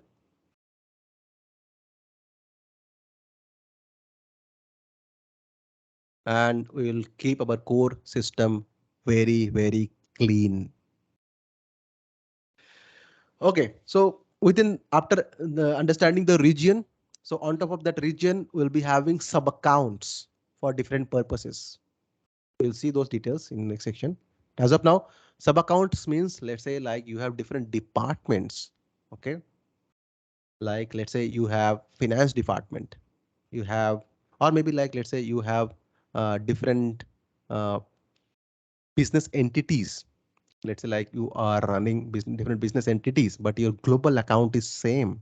Okay, you have different business entities, you are running your ERP system, let's say within 3 or 4 ERP system. I mean, let's say like you have ECC, but the ECC is, let's say like one ECC is from for Latin America, one ECC is from Asia Pacific, one ECC for Europe, EMEA, Europe, Middle East. Okay, so for that purpose, maybe you will be choosing and building different sub accounts based on your need. So this is totally customized. There is no fixed rule here, but you have to wisely decide how many sub account you need. Okay, and this may be like you want to segregate the different users. You want to segregate different billings. Okay, for different sub account. For that purpose, you can use different sub accounts. And on top of on inside any sub account, the actual things happens in the space. Okay, you can see inside the sub account we have the spaces. Actual things happens here itself. So that means our application will run and our data will reside inside some spaces. Application plus data, application plus data, everything, right? So be it like enhanced application, be it like integration application, everywhere we need application plus data, right? So it will reside in the space level. And as I was mentioning, you might need to deal with different other third parties or maybe like different SAP SaaS solutions. Okay, so let's understand a little bit on this multi-tenant and single tenant. Okay, so multi-tenant, what is multi-tenant? Maybe like sometimes you will heard multi-tenant or single tenant, or maybe like you will be hearing, okay, so spin up HANA tenant. What is that HANA tenant? Okay, in BTP. So when I'm saying this multi-tenant SaaS application, that means maybe like you can imagine, sorry, maybe you can imagine like success factor. Okay, you have success factor, your HR application, right? Employee centric central application. So that is a SaaS solution, right? Software as a solution, SaaS solution. And how generally SAP offers this SaaS solution? It is not something like it will give you the entire software to you to use it, right? Obviously not, right? SAP holds an account for the whole application or software, the success factor or Ariba or anything you take from the SaaS side, and it will give you some kind of customer ID, right? Some kind of customer ID, so that you will be able to access application. That means like SAP will be sharing the application, same application to multiple customer with using this customer ID. Okay, same application, they can give it to multiple customers and they can segregate it with using this customer ID. So whenever you will be logging into the success factor, you have to log in using the customer ID. So that means the infrastructure is same. And on top of that, they are just distributing it to your customers. That is called as multi-tenant. Okay, you are sharing the infrastructure with others. But what is that single tenant? Single tenant means whenever the single tenant concept comes, that means this particular component being installed exclusively for you, dedicatedly for you behind the scene. Let's say like for HANA, you have let's say like 500 gigs of memory. Okay, or maybe like 50 core CPU. Okay, so those kind of computation and resources will be dedicated for you only when you will be spinning up of this HANA cloud tenant. That is called as single tenant. You are not sharing the infrastructure.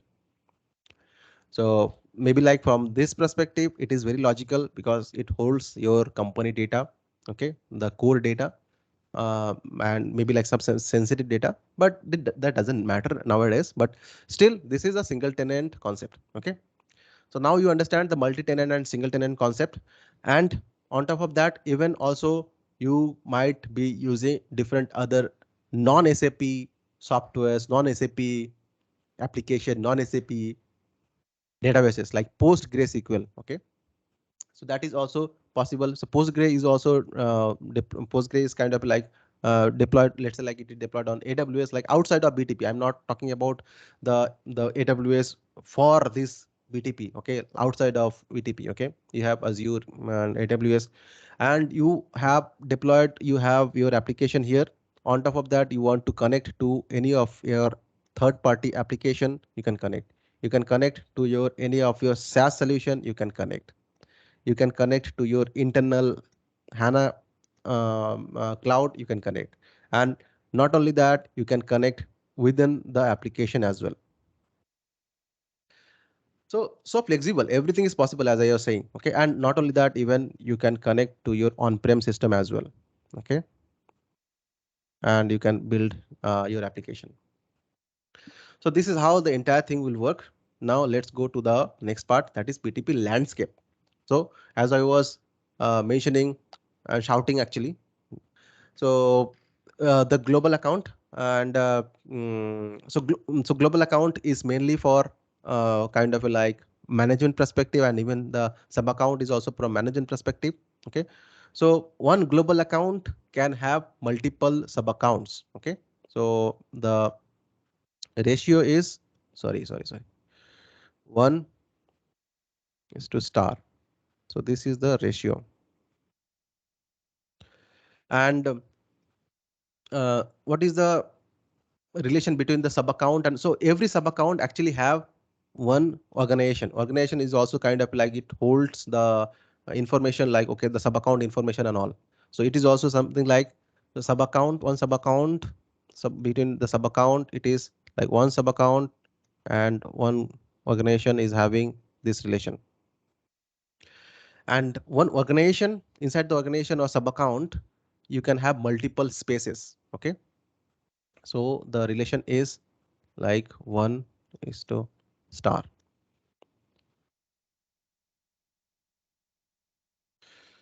So this is the relation. Now without wasting any further time, so maybe like you can design your sub account and spaces like this as well. Okay, let's say like you have integration team. Okay, so you can integration team, application development team, analytics team. Okay, so BW team, then intelligent technologies who are mainly focused on the innovations.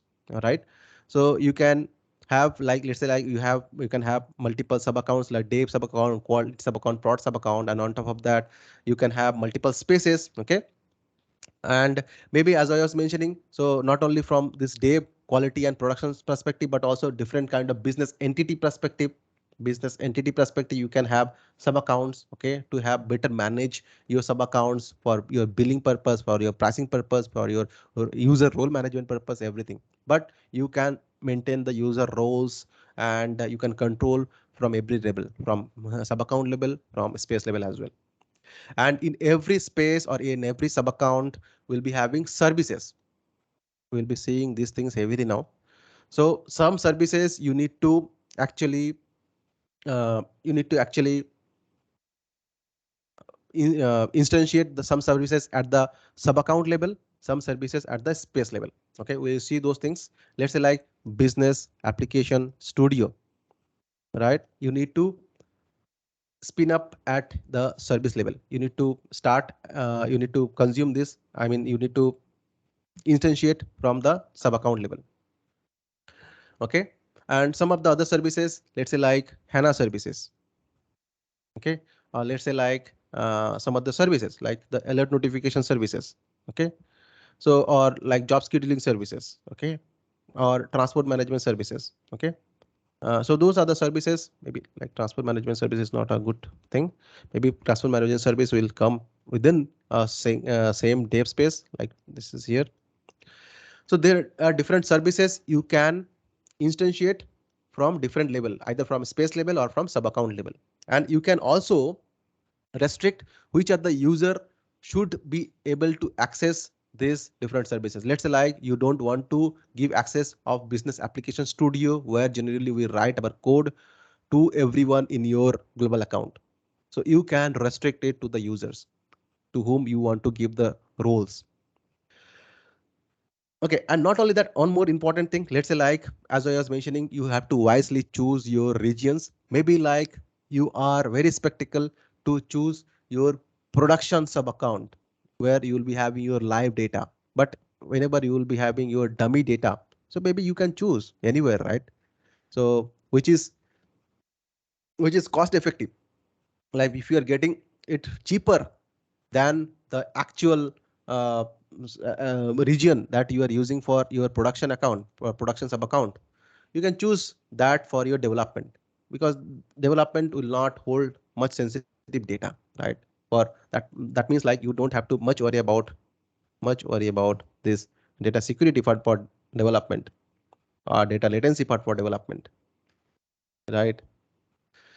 So you have to choose wisely the different regions, different sub accounts, how to construct the sub account wisely. Now let's move ahead to the practical section and see we almost cover almost over to 2 hours. I will be covering next half an hour hardly, and then we'll close the session and we'll take the Q&A. Okay, so let me go ahead and create the sub accounts and all those things. So for that, first let me first stop it. Let me share my screen once again.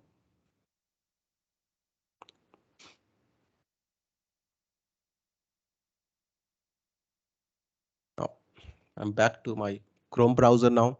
If I'm not, please alert me. If not, not required. Okay, so here mainly whenever you want to, so I believe you already have gone and created these things. I think like just anyone can confirm you already got this information, how to create the sub account.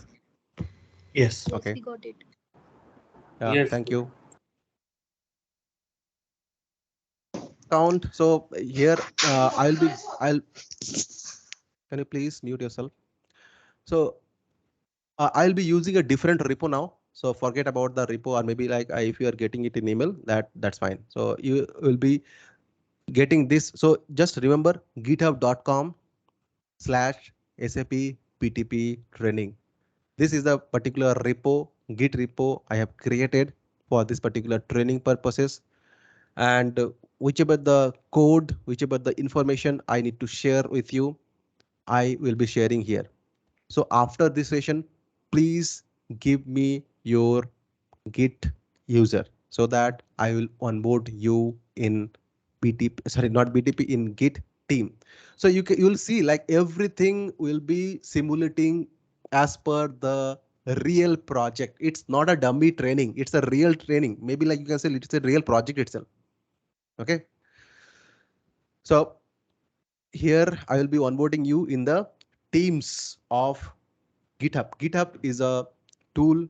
I mean, GitHub is a online repo where we can actually maintain our code versions. We'll see all those things. Don't worry. So now next thing is, if you already have created your sub account, I will just also go to the same kind of sub account.hanatrial.ondemand.com. Remember account.hanatrial.ondemand.com for your trial account. And if you will be using productive account, it will become account.hana.ondemand.com. The trial will be omit. So here, sorry for interrupting, Partha. Could you please ping these links, or you will share after this? of course. So see, everywhere I am very much concerned about you. Okay, so I will be definitely sharing. So here, this SAP, sorry, just a second.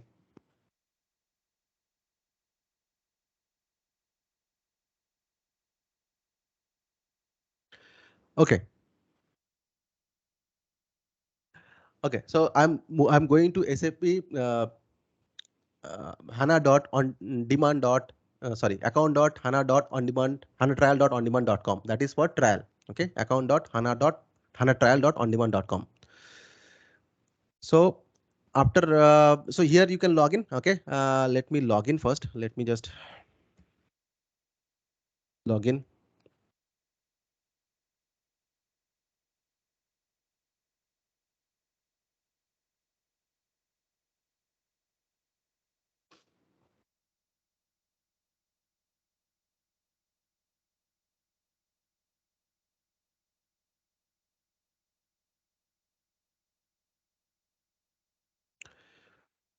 Go to your trial account.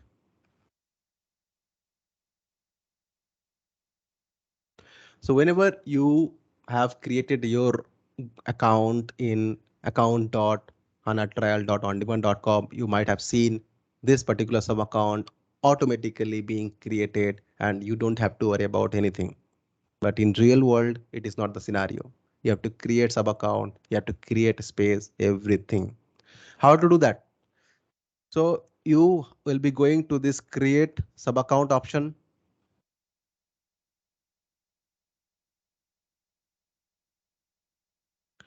And you will be giving the name, let's say like BTP batch, let's say like batch 2, let's say. Actually, you are the second batch or the mass batch of my training, BTP training. So I will be giving BTP batch 2 and I will be maybe referring batch 2 everywhere. Okay. So remember that.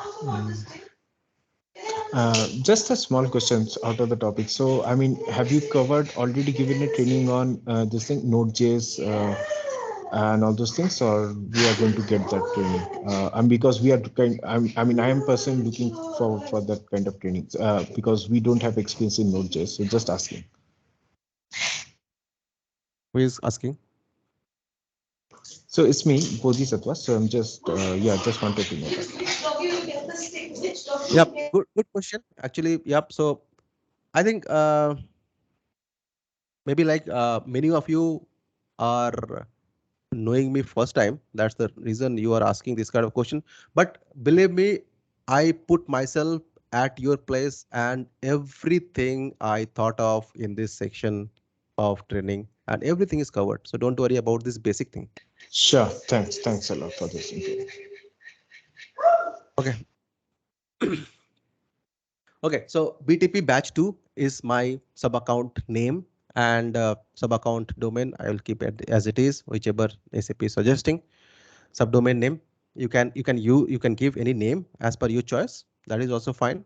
And then a region. So here you have to choose the region. So for trial account, SAP restricted yourself with using, you have to use this Amazon Web Services, AWS US East and Microsoft Singapore. So, but in the productive account, you have flexibility to choose any region as per your need. Okay, so I will be choosing this one. And parent, obviously, like it is a I do not have like control on my global account as because it's a trial account. But if you have multiple global account, you can also use which parent, like the global account you want to you can to create your sub account into. And then go to the create part. So it will create maybe like within few minutes. Let's wait.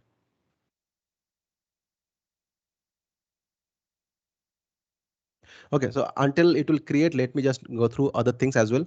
So here, whenever you will be logging in, you will see this global account, the global account ID, okay, and description, okay, and in this global account, how many sub accounts are there, okay, and what is the subdomain of the global account, and then the repository providers, okay. So maybe like you can use different other repository providers other than whatever SAP is saying, okay. SAP is giving by default outsiders, and then you can use boosters. So let's say like you want to activate or instantiate any of the services, let's say like the ABAP trial, okay, the ABAP system, ABAP like ABAP for your RESTful ABAP programming, or maybe like some other services, let's say like RPA service, okay, or workflow management service.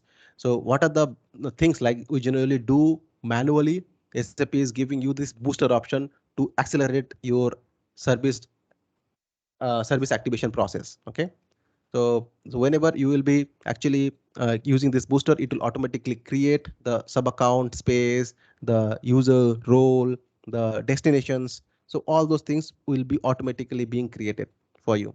Okay, so maybe you can try by yourself. It's very easy. It's just click, click, click, done. And then no, don't try as of now. Otherwise, if you are not familiar, you will be little bit puzzled. So what is this? Whenever we'll learn about different services, then you will come back here and you will try this. Then system landscape. So whenever you want to integrate any other SaaS solutions, like as I was mentioning, you can integrate with your success factor, Ariba, Concur, those kind of things, like, and build applications, enhance those kind of solution. Like let's say like you want to enhance some kind of employee central solution for your success factor, you can come here and you can create a system and add your system actually, and connect to your corresponding SaaS solution like SuccessFactor, Field Class, sorry, Field Service Management, Commerce Cloud, Marketing Cloud, S4 HANA Cloud, and all those things. And you can actually communicate from to and back and forth of those kind of SaaS solution. Then entitlement, in the entitlement section, you will see what are the entitlement are assigned to the sub account, different sub account, as I have already created. Let's say like BTP batch 2, what are the entitlements, entity assignments I already have. By default, SAP has given these things. Maybe whenever you will be working in the productive account, you will not get by default these things. You have to actually enable this configure entitlement option. And service assignments for this global account, you have all those services with this many plans, with this many quota assignments. Okay, maybe we'll be gradually learning these things. Okay, don't worry about it, because there are a lot of services. It's not logical to go through all these things as of now. So as I was mentioning, okay, so let's go to our account explorer once again, and we have our sub account ready. Let's go inside the sub account. And here in the left hand section, you will see these are the different sections. Okay, the services, HTML5 application, connectivity, security, entitlement, and usage analytics. So as I was saying, you can see the usage of your resources, like all those resources, services, how much services you are calling or how much resources you are utilizing. All those things you can check it from here itself. This is more on from billing perspective. And then entitlements, as I was mentioning from the previous sub account level. Okay, so there you have the sub account, sorry, entitlements, service entitlements. Okay, so these are the services you already have here. Okay, and if something is not added, you can add it here. Okay, and then the security. Okay, before coming, let me go from top to bottom now. Okay, so let me go to the overview. So here, so we have this sub account name, this is the subdomain, and this is the tenant ID. Okay, so everything, okay, so everything has their own ID, and those are stored in different databases within Cloud Foundry. Those I was showing you in our 3D architecture of Cloud Foundry. Okay, so here you can see this is the tenant ID of my sub account, and this is my sub account ID, and this is created on this date, created by whom, and this is from this provider, this region. Okay, and this is obviously not a production account, and the beta feature is also disabled. Beta feature means sometimes SAP releases some kind of services which are not production ready, but you can try it out. So we can try it out, but in trial account those are disabled. Anyway, so here the one more important part is environment, multi-environment. Okay, so just remember, so that means like, okay, so whichever the so because these are on public cloud, right? So you are sharing different kind of resources from Amazon AWS, right? So that's the reason it's a multi environment. Okay, So you can say multi-tenant, okay, whatever. So and then we have this kind. These are the different entitlements we have, okay. And from the services perspective, I wanted to mention here. Just remember the three things. There are three kind of services, okay. One is the application service, okay. One is the application service. One is, okay, I'll show you when I will be actually enabling the service, okay. As of now, just let's concentrate on this Cloud Foundry environment.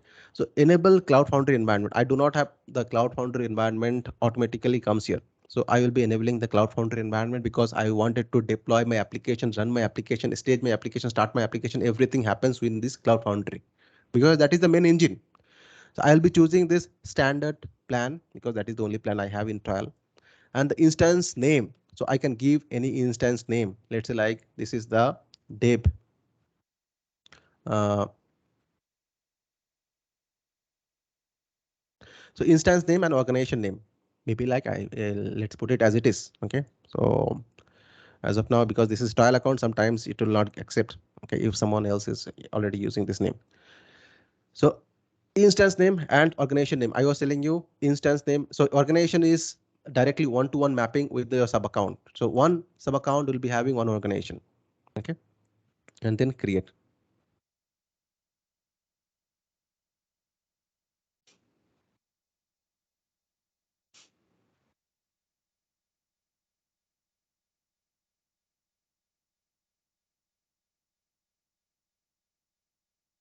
Maybe I will be overshooting a little bit time.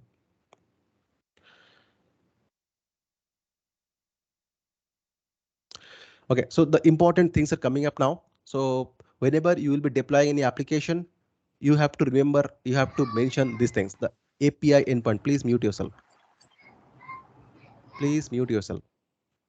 So API endpoint, okay. API endpoint means like I have to tell, okay, my application will go to which kind of environment, which organization. So then I have to mention the organization name. I mean, mainly the organization ID, okay.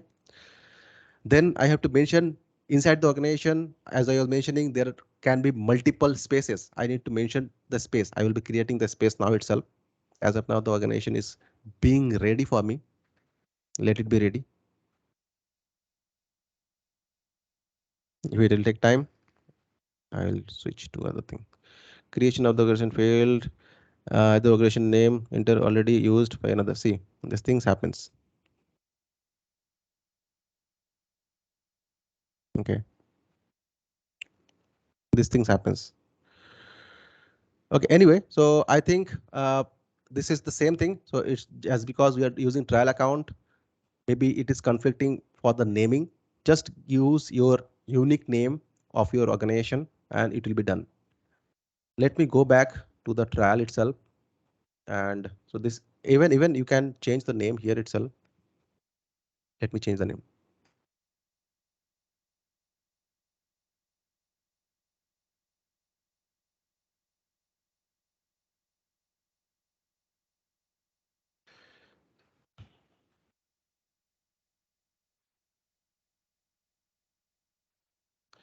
BTP batch 2.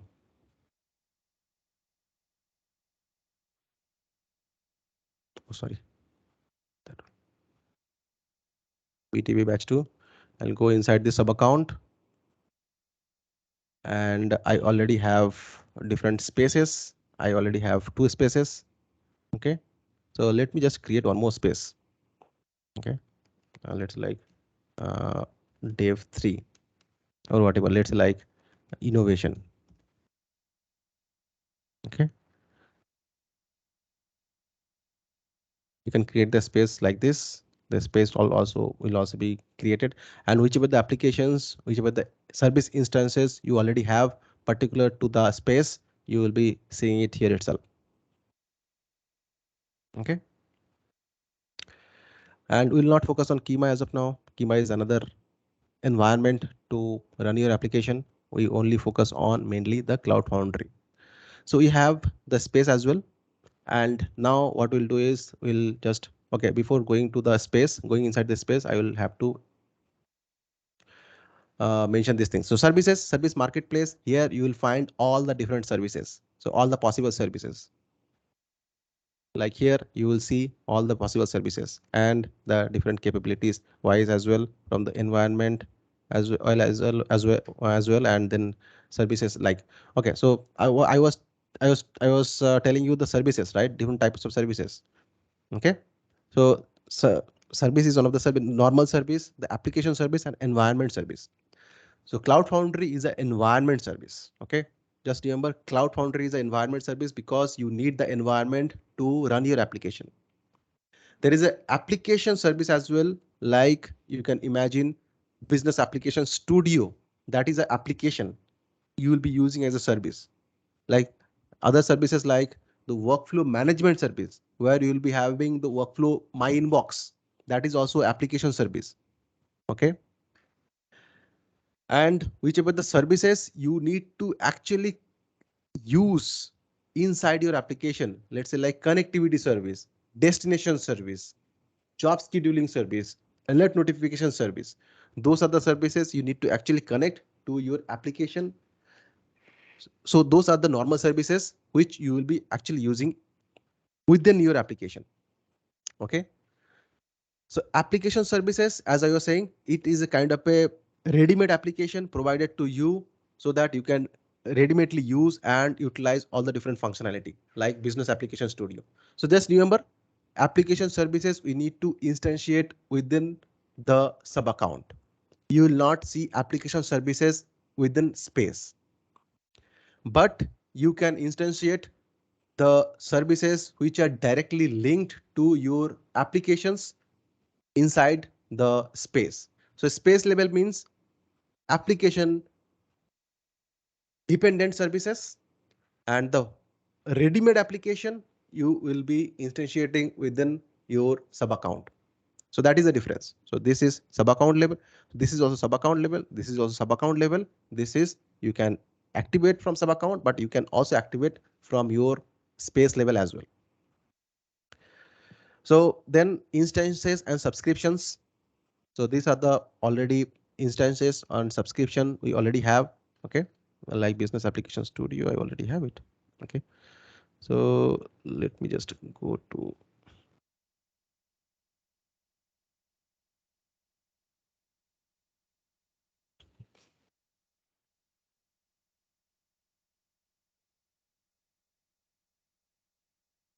Okay, let me delete it first.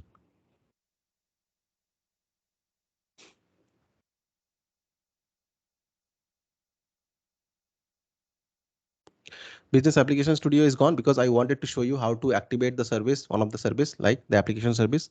That's the reason I deleted here. Let's actually create this service. Okay, the business application studio, because that is the most important thing. But I can understand you already have business application studio in your trial account because that was the first account being created automatically by you, and as because this is a trial account, SAP is helping you to understand the things by creating itself. Okay, but in real project you will have to create yourself. I mean, whoever will be your managing your sub account, who will be the admin, who will be the management person or the team lead, will be creating this services. Okay, anyway, so studio, let me just search studio. If you will not find this studio here, what you can do is you have to first put this service in the entitlement from your sub account level. Okay, maybe like the sub account, the service will not be available here. You will not see all the services here. Okay, so for that purpose, you first go to your sorry. Yeah, I was in the right place. Go to your sub account. Go to your your global account and entity assignments. You can always put the entities like this. Select, and if the service is not available, you can always configure add service plan like this, and you can choose any of the service from here in this list. You can search it from here. Okay, and you can add it. Let's say like workflow service, you can add it. Okay, let's say I think workflow service is already available. That's the reason. So anyway, so these services are already available in my sub account. That's the reason it is not allowing me. But if there is something which is not available at your sub account level, you can first add it at your global account so that it will inherit to your lower part like sub account. So now let me go into this sub account once again.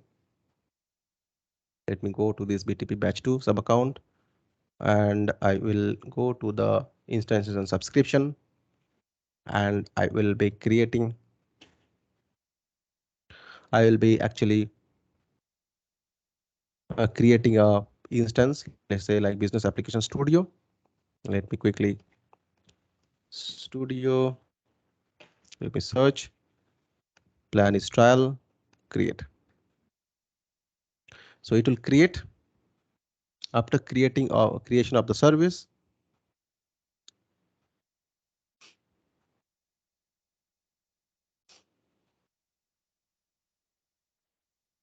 Okay, the service already created. Okay, service got created.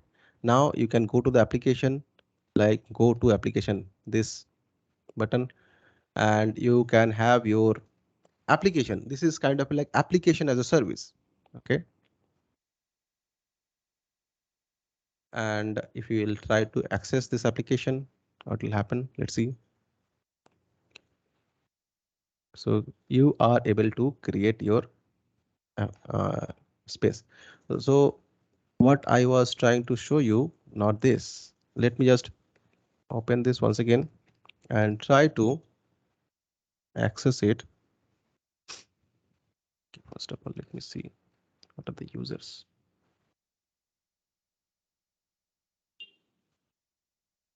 Okay, fine. Let's say like I have another user. Okay, let's say like I wanted to onboard another user. Now I'm going to the security part. I wanted to onboard another user. Let's say like I have another username.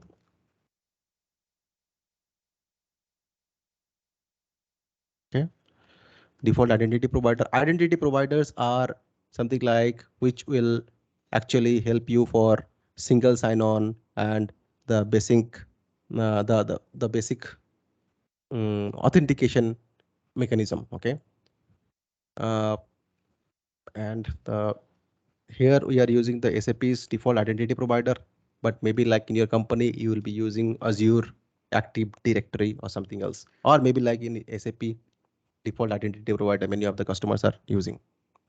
So you should not have any issue with that. And let's say like I am onboarding another user. You can onboard another multiple users here to use your sub account, global account space, and all those services as well.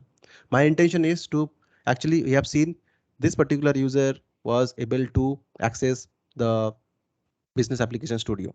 But let's see, I onboarded this user. This user can, this user will be able to access this business application studio or not, right? So let me just switch my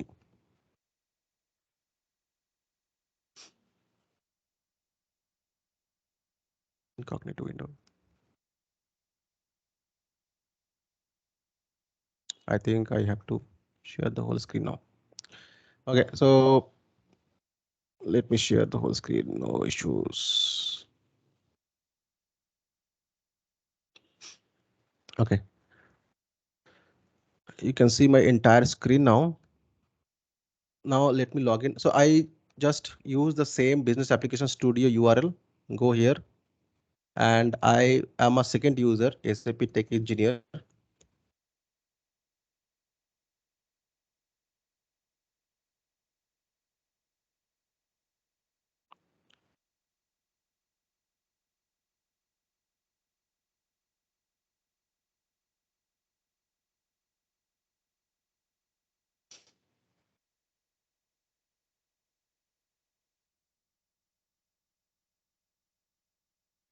Access denied. Okay, so how to give the access to the other user for a particular service? You have to apply the same technique for other different services in future as well. So whenever I onboarded a new user, let's say like this is a user, right? I'll go here and I will actually go to this rule collection, assign rule collection. here I can see, as because I already activated this business application studio service, I have these roles, right, in my sub account. I'll be just choosing all these roles.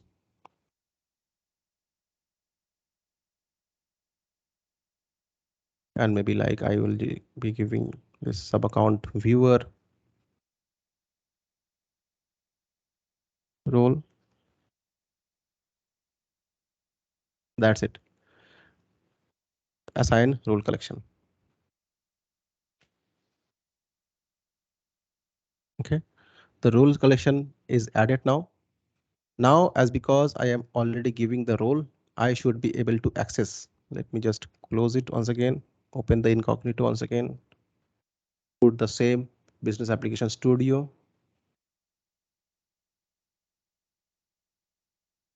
Login.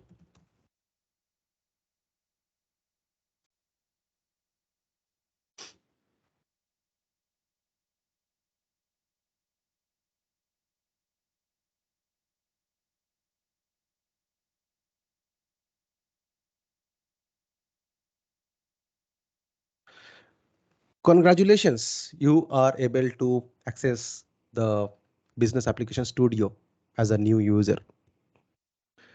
Okay, so what we will do here is we'll actually use this business application studio in our next session. As of now, that's it as of now. So you have seen like how to activate any services, how to give role of those service to some particular user. If it is a application service, you have to give the roles to the user, like the technical user or the functional user, whoever will be actually using that application service. And if it is a normal service which will be directly attached to your application, deployed application, which will be residing inside your space, you don't have to do this activity because those will be directly connected to your application using mta.yml file. Don't worry. Each and everything you will be get to know. So here, so you understood the security part now, then you understood the services part. Now you already know the Cloud Foundry space. So Cloud Foundry space will go inside this space, and HTML application, HTML5 application. So still SAP is not able to put this HTML5 application within Cloud Foundry. This is very strange. So maybe like in future, you will see HTML5 application within this Cloud Foundry. So whenever you will be deploying any HTML5 application, that means UI5 application or Fiori application, this will be deployed as a separate application. This will not come inside the Cloud Foundry space. Okay, just keep in mind. And then connectivity service, if you want to connect to your on-premise system, you have to definitely connect with using some protocol. You have to use some kind of mechanism, like you have to use like HTTP, HTTPS, RFCs, those kind of protocol, or you have to use, let's say, like these are the things types. Okay, and these are the application, these are the API URLs or data URLs that you already have in your backend system, on-premise system. Okay, or not only on-premise, some other third-party systems.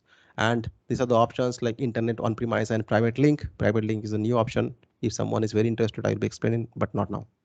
And now the next thing is authentication. Here are different authentication mechanism to connect to your different other system, like be it on-premise system, ECC, S/4HANA system, or be it some other third-party system, be it some other SaaS solutions. You have to use different kind of authentication.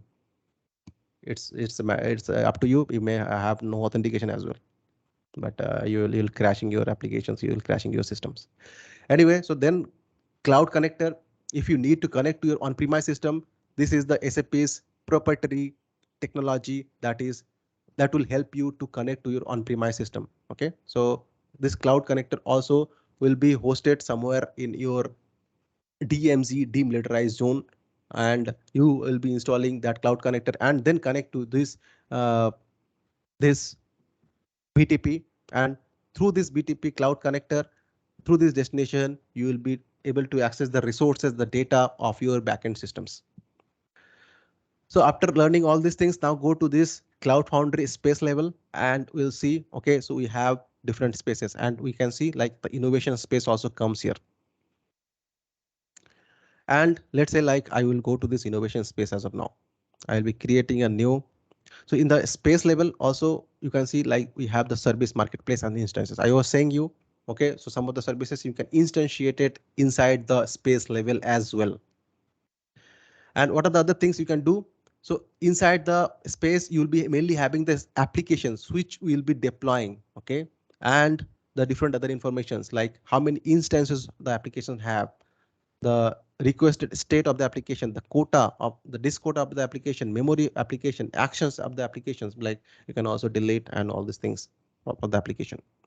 Whenever you will be deploying application, it will come here. And here also, as I said, service marketplace is there, and instances also you can create from here as itself. And you can onboard some user within this space as well. Okay, let's say I have onboarded a new user, SAP Tech Engineer, in the sub account level, but that particular user is not here. So at every level, maybe at the sub account level, maybe at the space level, you can manage your users. You can manage your user roles, right? So those kind of things you can do everywhere. You have the control, you have the flexibility, you have the full freedom. One more important thing, SAP HANA Cloud is a very important part of your space, of your BTP space. Let's go to this SAP HANA Cloud and try to create a service instance of it. So so as of now, let's see like what are the service instances are there in the space. There is nothing because I have created on a service, but that is in the sub account level, not at the space level, right? So sub account level, I have the service. I have a lot of service actually. So if you go to the instances and subscriptions of the sub account, I already have a lot of service, and newly I have added this business application studio. I have all the other services as well, right? So if I will go to this space, I will go to the innovation, I'll go to the SAP HANA Cloud, I'll create a new instance, SAP HANA database. Here I'll just show you how to create rest of the things. You can also do it. Sign in with another account, default identity provider.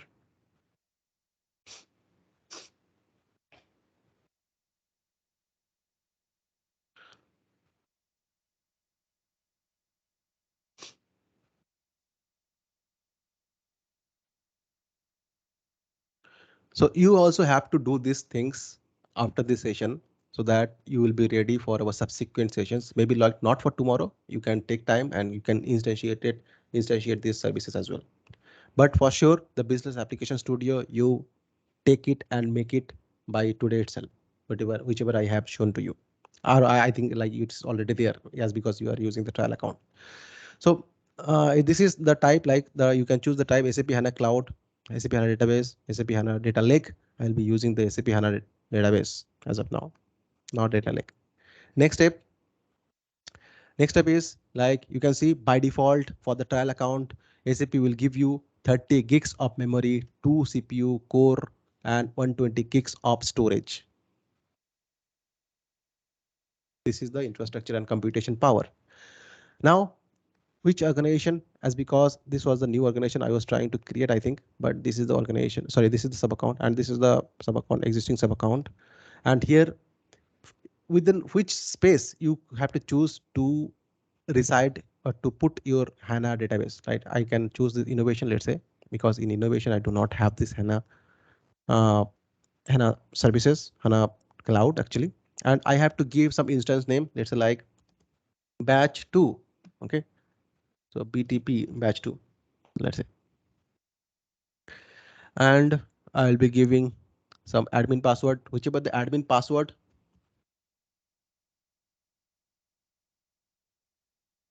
you will be giving, just remember that.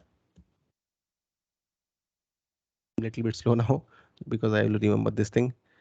What is this?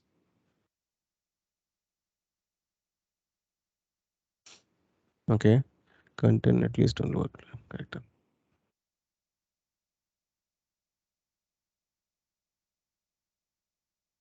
Oh my god.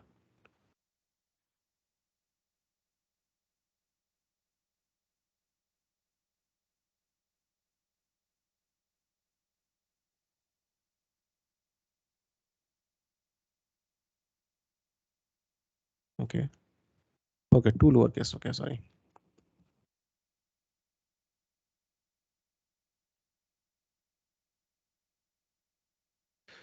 Okay, and after giving the instance name and the administrator password for DB admin, just keep in mind or note it down somewhere and then go to the next step and you will be almost done. So here in the product tab account, you can increase the memory, but here I do not have any option.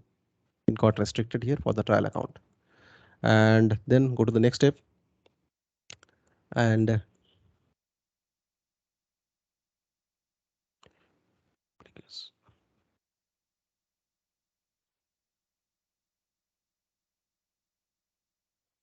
create now, let's say.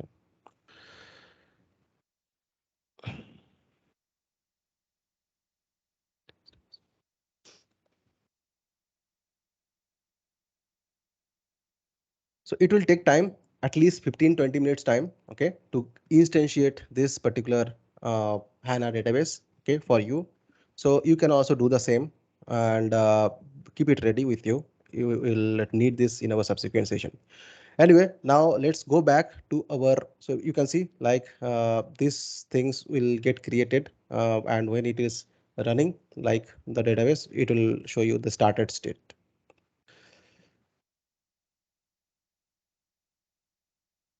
So like this, you can create it and let me know if you have any issue while creating the HANA database, HANA cloud instance. So we are almost done with our services, almost like at the kind of a basic level. Now it's time to actually develop our Hello World application. Let me just go back to my thing and I will take any topics. Sorry, yeah. Just one thing. Can I get this recording today itself because I missed some part of the training? Of course. Thank you. Okay, then next go to the let's go to the next part, like section 4, where we'll be actually preparing for our first application development, and then we'll be deploying our first Hello World application. Very simple. Okay, let's see. So here you can see here I wanted to put like what are the different development tool and IDEs that we can use to build our applications. Where is my pen? Okay, so we can use CLI, okay, to deploy the command line interface, Cloud Foundry command line interface, SAP Business Application Studio, Visual Studio Code, okay, and there can be any other editor or interfaces from where even you can use like command prompt as well. That is also fine. So we'll first see today like how to actually deploy our application with using the CF CLI, and we'll be using the command line there, because if you understand these things, it will be much more clear how the things happens in the Business Application Studio, how the things happen in the Visual Studio Code. But in our main sessions, we'll be using this. In our subsequent sections, all those things we'll be using inside our Business Application Studio. So without wasting any further time, let's move into the actual topic. So first of all, let me just give you another overview, like how to actually install the CLI command line interface, because that is also important for you. Like maybe like you don't know. I'll be assuming you don't know anything. Okay, so don't worry. So CLI command line interface, what I can. Okay, so you go again like github.com SAP BTP training. Let me just go to the SAP BTP training. And here also I will be onboarding you, or maybe I made it public as of now. So go to the CLI and go to this download section and go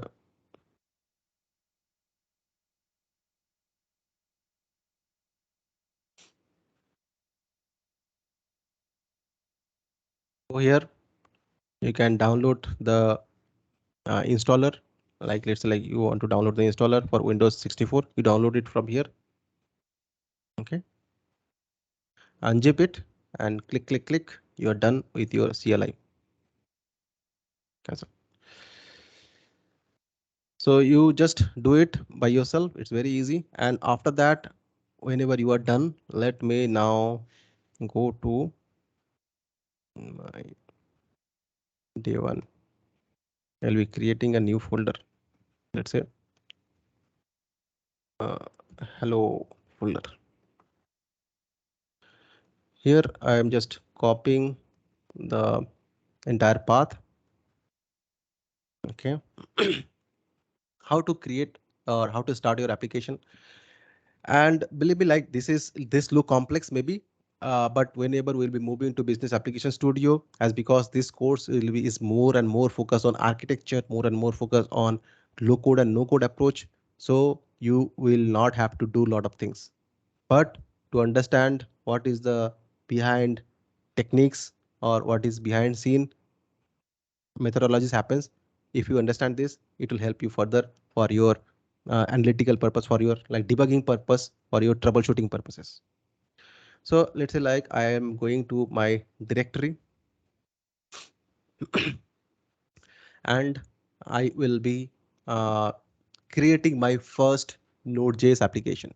Okay, so Node.js application, for any Node.js application, let me just show you. Okay, what would be the basic structure of Node.js application? Oh my God. I think before going to the Node.js application, let me just show you some of the CF commands. Okay, let me put it here. Commands.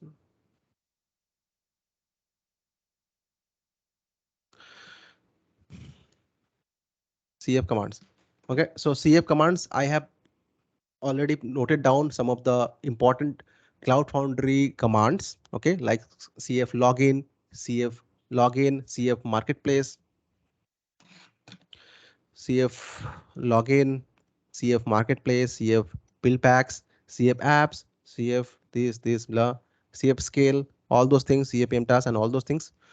Maybe you will not be using all those commands from the first day itself, but let me just show you how to use the command so that you can try it by yourself as well. So let's say like I am using this command line, command prompt, and whenever you have already installed your CLI, as I have already shown you, where from you have to download it, just install it, the command line interface CLI, and then use CF login as I am mentioning here. Okay, as I am mentioning here.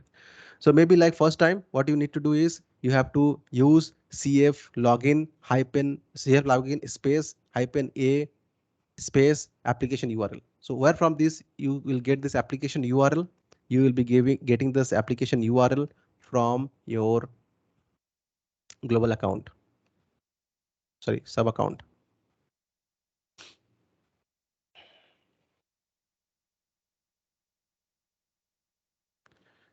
So this is the application URL. When we instantiated our Cloud Foundry environment, we have this application URL API endpoint. So you just copy it from here, you go back and use, okay, let me just do it the similar way, CF login minus a, and if I just copy the same thing,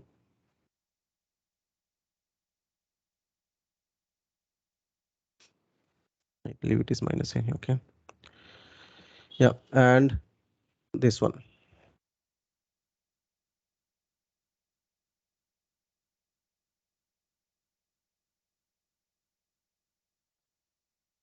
Yeah, I think it's already added. That's the reason it is just taking by default. Okay, CF. So my API endpoint is this one, and if I want to log in, it's like I want to log in and I want to see whatever the things are there in my system. It's like I'm logging in.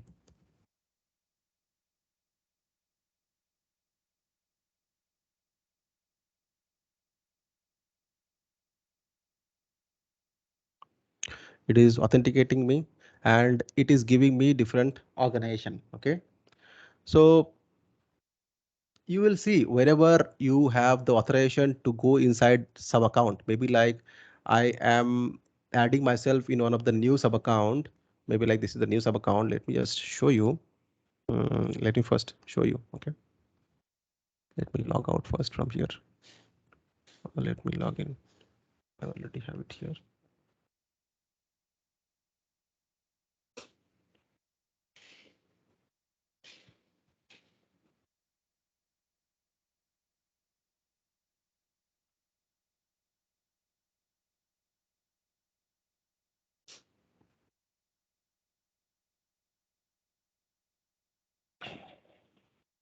User info. This is SAP Tech Engineer user.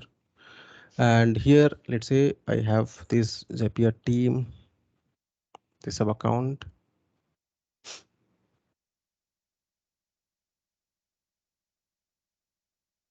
Okay, and this is the sub account ID. Okay, so I have, let's like see, you can see I have two sub account here, and one sub account I have already just given access from other account. Okay, so I have these two and one more. That's the reason I have three sub account or three organization showing in my login page. Let's like this is 125.125.80 B6, 121.580 B619 B9. Yeah.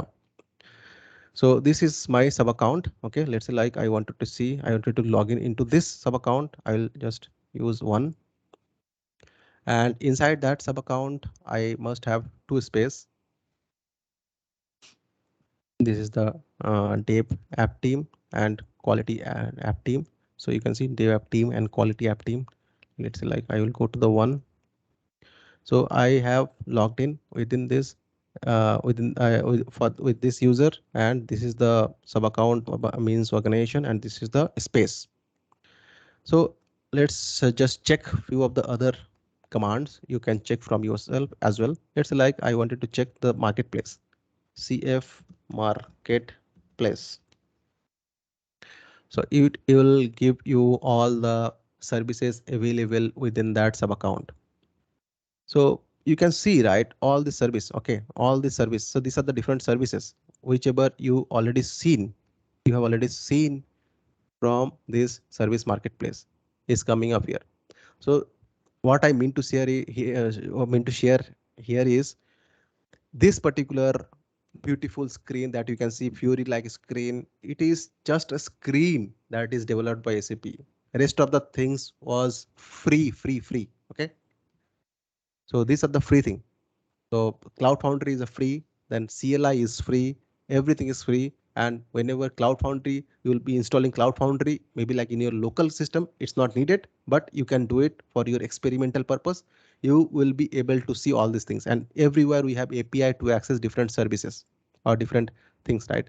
So everything is kind of like, okay, on top of that, like SAP has onboarded those services, of course. Okay, of course SAP has onboarded those services, so that's the reason you can see it here. But everything, what I mean to say here is like everything is already available within Cloud Foundry, and SAP is giving different kind of skin on top of the Cloud Foundry, and SAP is also providing different kind of backing services so that you can accelerate your application development process.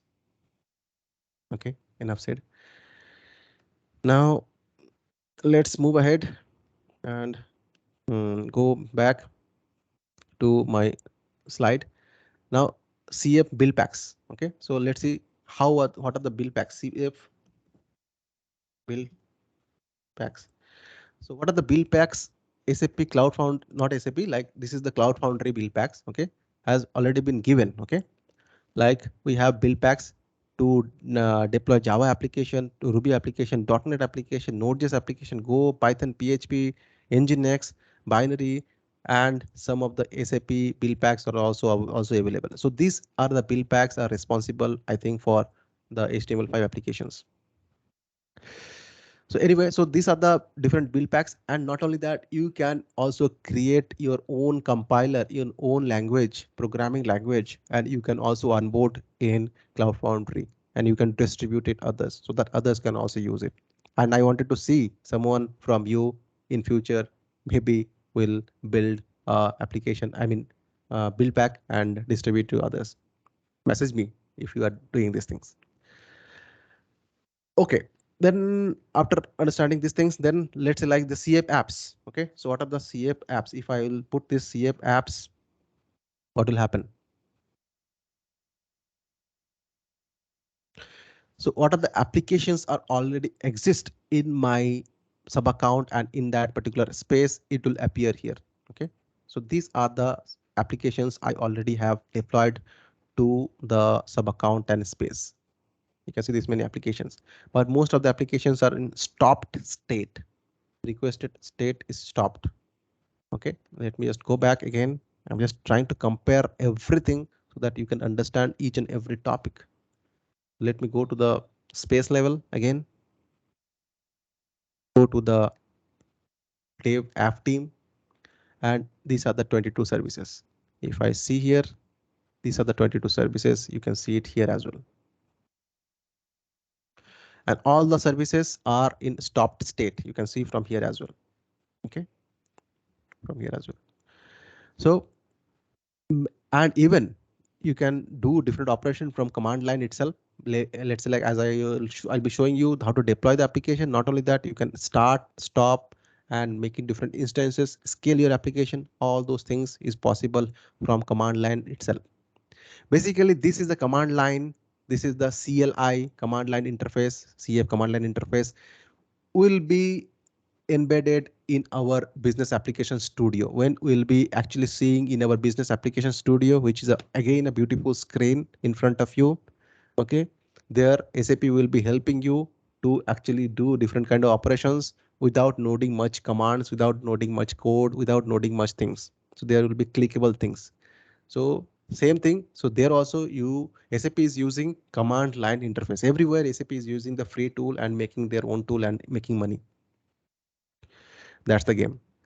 So now here, let me just go back to the other things like I will show you. I will be going to these topics later on, maybe like tomorrow. Okay.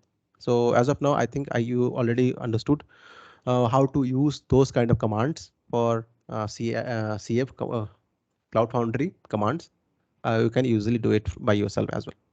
So now the next part is, and the last part is the first hello world application development using our Node.js build pack. So we'll be using Node.js build pack. Out of these build packs, you can already see these build packs. Out of these build packs, we'll be using mainly the Node.js build pack. Okay, we'll be using this Node.js build pack, and we'll be developing our applications. And not later on, like in after 1 or 2 sessions, we will be start developing our applications, not the bare Node.js, but in a proper framework with using CAPM, CAPM, Cloud Application Programming Model with Node.js. So that's where your learning curve will be hugely reduced. You don't have to learn whole lot of thing for developing your application using Cloud Application Programming Model for Node.js build back. If you develop application purely in Node.js, you have to do a lot of things. But if you will be developing applications using Cloud Application Programming Model, that is a framework provided by SAP. SAP has already thought through different things and given you different kind of structured solutions, frameworks, tools. There you will not have to learn a lot of things. Just for your encouragement purpose. Now, but we are engineers. We used to dig into the different topics. We used to understand detail level of each and everything. So that's the reason we will be digging into basic of Node.js as well. So as I was mentioning, so in Node.js application, okay, so we have mainly whenever we have mainly this thing package.json. So this package.json will be responsible to hold information for different libraries that we'll be using throughout our Node.js application. Then we'll be having server.js, or maybe you can give any name, index.js or any name. So this will be your server for your application where maximum of the business operations logics will execute inside the server.js. And the third thing is the manifest. Manifest dot YML, which will later become MTA.YAML. Okay, so don't worry about that. As of now, just concentrate manifest.yml file where we will be putting the descriptor, deployment descriptor, okay, for our Cloud Foundry. So this is deployment descriptor. Okay, so without wasting for any further time, let's move ahead and let's build a quick application within this folder in my local system, and we'll be pushing the code. We'll be deploying this application to Cloud Foundry as well. So how to do that? Let's go back here as well again. So let me just let me put the command on prompt again. Let me go to the directory and npm init. So this is the mechanism you can initiate your Node.js application, but this is not mandatory. Okay, we'll see, like, this is not at all required when we'll be actually developing our CAP-M applications. Sorry. So package name, you can give any package name. Okay, and then the versions, you can give any versions, otherwise enter whichever the default thing it will take. So for batch 2, and then the entry point I want server.js, not index.js. Then test command, I will not put it now. Git repository, as because we are not moving to the Git session as of now, will not use this. Keyword, as of now we are not using this. Author, license, this thing. So this way you will see one of the file will get generated. Okay, so I think like I need to put yes. Yeah, so one file getting generated here. Okay, package.json. So you can use anything, like you can use Notepad as of now so until we'll be moving to the business application studio. So you can use Notepad, you can use Notepad++. I have another tool, Sublime editor. Let me just open Sublime text editor. You can use this tool as well. This is also a good editor, but not mandatory. You can use anything, Notepad++ as well. So I'll just go and put my directory, put it here and select folder. So I don't need this as of now. Okay, fine. And I'll just go to this package.json. So this is the package.json automatically gets generated, right, with this information. Now, as I said, I need two more component, server.js and then manifest.json. Manifest.yml. I'll be just creating the server.js file. So new file, I'll be just saving it as server.js.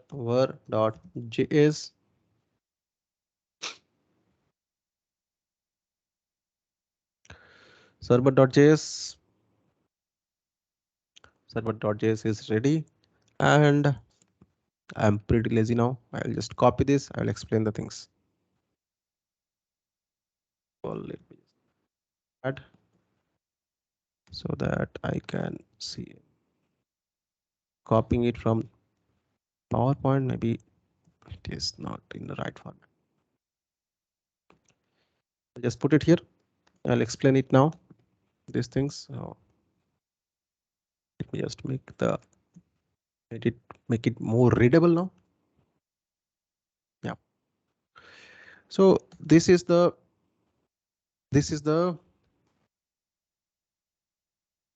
Express module. Okay, so Express library package that you are actually kind of importing. If you are remembering your college world, if you are not doing any kind of programming, maybe like in the college world, you used to use C programming, and there you used to use hashtag include stdio.h. I believe I remember like that.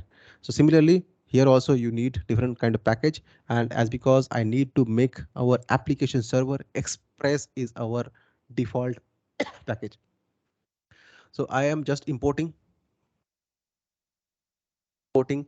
Express.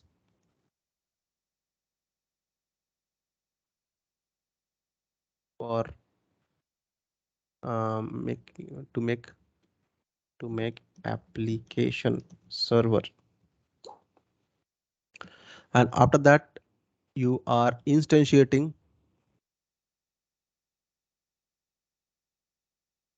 the express module,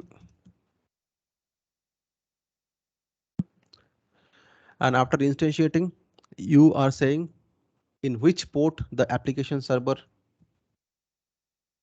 which port. So every application need a port to run, right? So in which port the app server will run. So what you can do is I can tell you, like, you can omit this as of now. I will tell you how, why. So what will happen is, it will, I am just telling, okay, so I'm just creating a variable port and I'm just putting 5000. That means my application will run in 5000. And here this kind of things, app.get, this kind of thing, just as of now, remember, it is not mandatory. Okay, so going forward the code will be automatically generated and you don't have to worry so much things. So just remember, here we are trying to create a entity. So if you remember, if you are from a web background and if you are familiar with OData APIs, there we generally have entity set, right? Entities, right? So this is kind of an entity. Okay, and this is, we are trying to make a API. We are trying to create a API, and inside the API, what we are doing is, this is a get call API, and here we are simply printing. So this is console.log. Whenever we just generally put any logs to print, we have to use console.log. You can use any kind of variable, you can use any kind of variable, you can use any kind of text, whatever. So here request and response, as I said, like this is called as route. Okay, creating API with route. Route name is test. And here we have request and response. Please, I will be giving you enough chance to ask any questions. Request,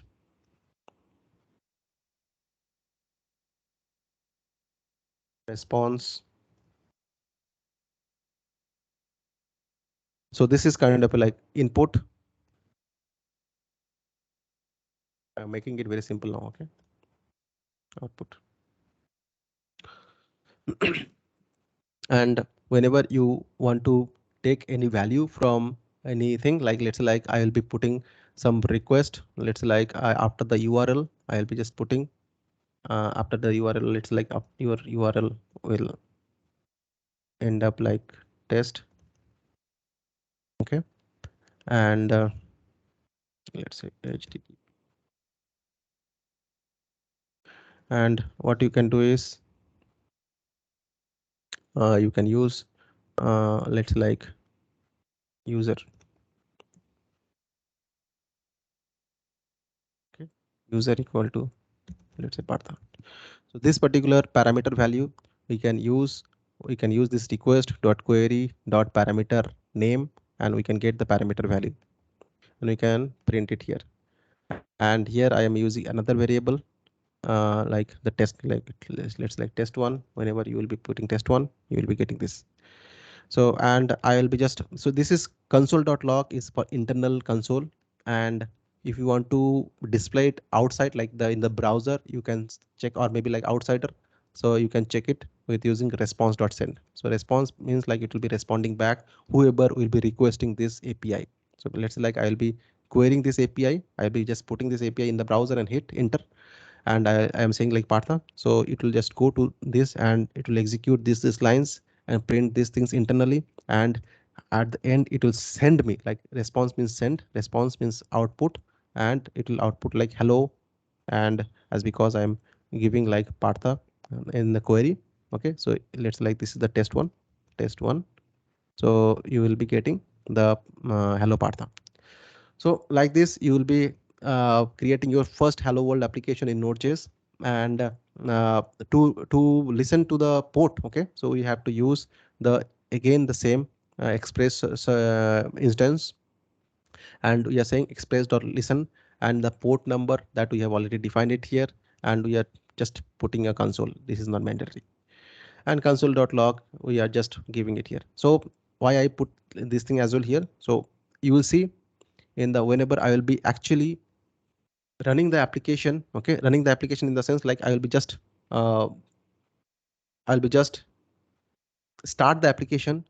You will see, as because Node.js will run one by one line and it will not wait for any line to execute completely, but it will go to the next one. Okay, so it is kind of like so it will not wait, okay, for any kind of responses. So that's the reason it will come and first print this welcome.zapier, because one by one it will run here and then it will print this one. We'll see that, because whenever we'll be actually executing this, then only it will print. Okay, otherwise it will not print. Let's see how it goes actually. So this is very simple thing. Now I don't want the manifest.yml file. I was telling you that manifest.yml is a deployment descriptor, because I want first the application to be run in locally in our system, in our laptop, in my laptop. So for that purpose, let me first execute it. Okay, so what you can do is you can, after finishing the things, you can do npm start or you can put another command. So npm command is one of the command. You can actually start your server, Node.js server or Node.js application. You can see Node.js welcome Zapier, and then server is running on port 5000. So server is running on port 5000.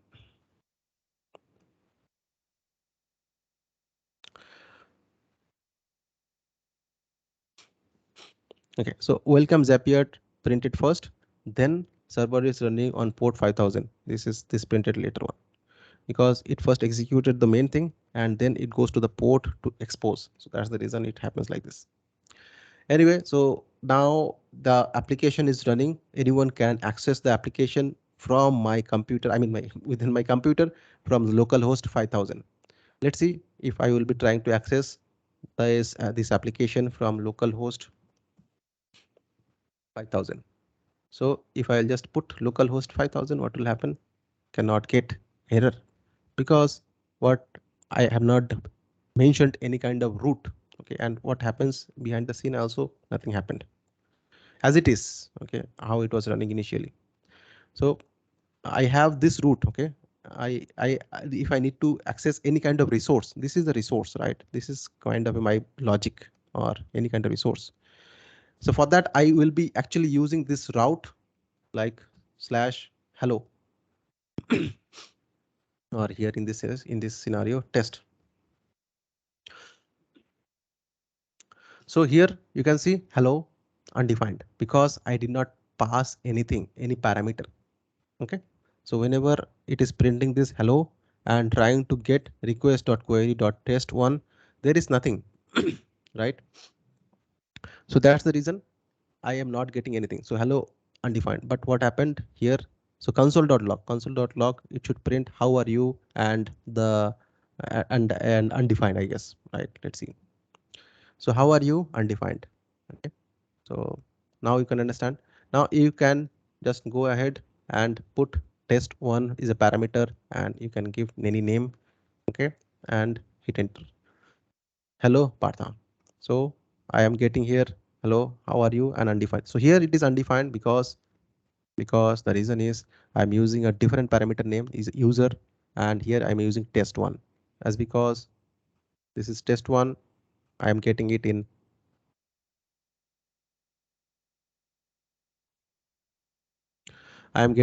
output. Okay, response.send output, but from the console.log I'm just getting how are you and I'm getting it undefined. If you use test1 here as well, you will get the Partha here as well. Anyway, so this is how you will be developing the application, Node.js application. You can see it is very simple. Whatever the code you will be writing, you will be writing it here itself. Rest of the things are common thing. And here also like same thing, declaring variables, then declaring array, declaring loop. I mean, putting the loop, put some business logic, calculation logic. You can connect to database. You can do some query operation. All those things you can do, but not in a extensive code mechanism, but you will be getting like a lot of tools here so that you can build your application with putting minimum effort, with putting minimum code, okay, with almost no code. So we'll gradually move into that topic. But this is better to understand how the normal things works.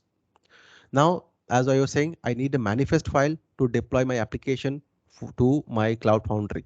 So let's move ahead and create, sorry, not from here. Maybe I can just create the manifest.yml file from here itself, and I'll just save it. Manifest.yml file, save it. And here again, I'll be just copying it from here. Maybe I'll be copying. I have another copy.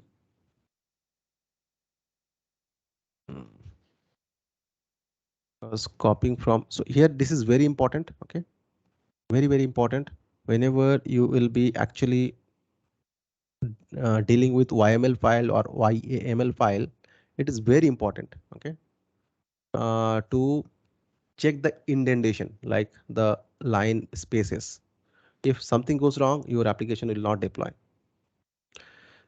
Okay, so let's like batch 2, batch 2.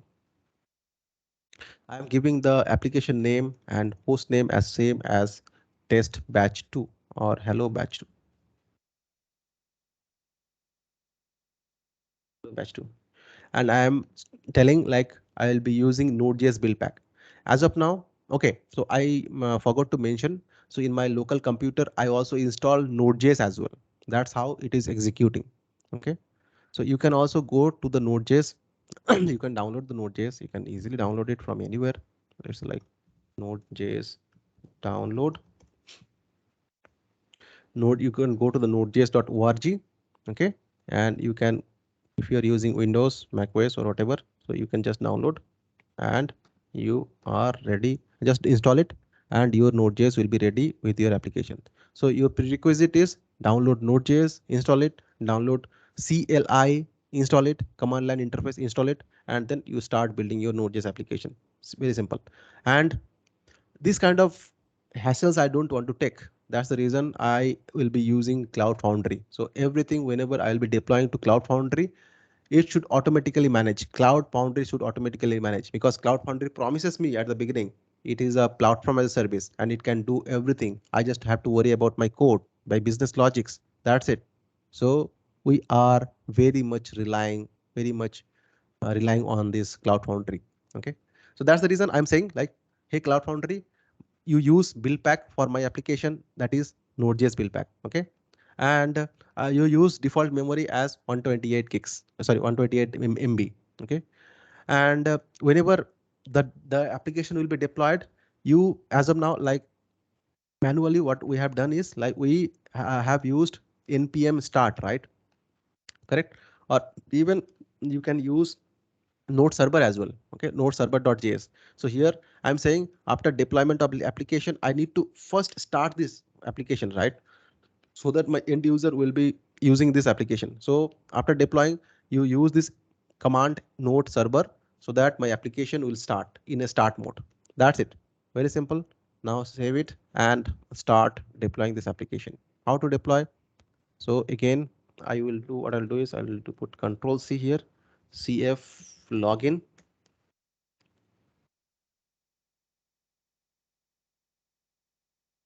So CF login.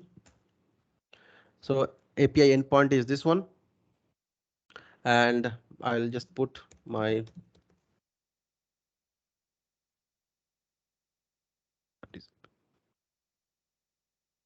CF login. Let me use a different. Oh, I would have cleared that as well. That's fine. So I'll just go from the beginning. Hello, here I have my application. Copy it. CD this one, CF login, and I will be giving my credential.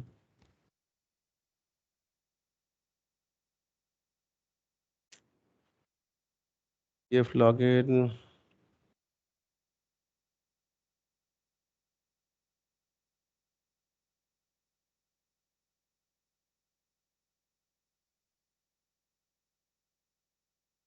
So authenticating me. Now we have seen my sub account is this one, space is this one, and as I was mentioning, you have to just build your code and do CF push. That's it, right? So I have already my application ready. So you have to basically go to your manifest.yml YML directory, okay, because that is a descriptor directory, deployment descriptor directory, and then you will go to the CF push. So let's see. So it will actually push the application to Cloud Foundry. Will deploy it. The deployment failed.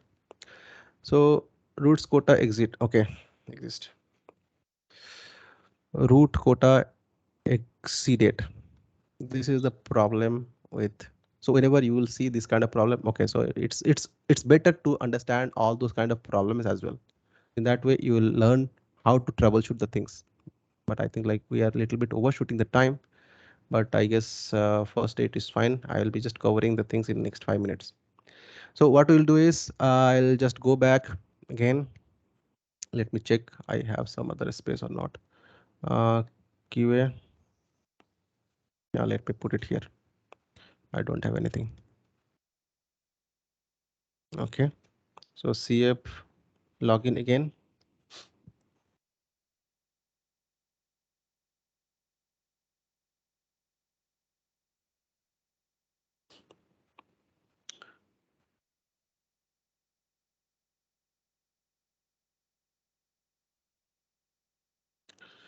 Number 1, and this time 2 space, second space, CF push.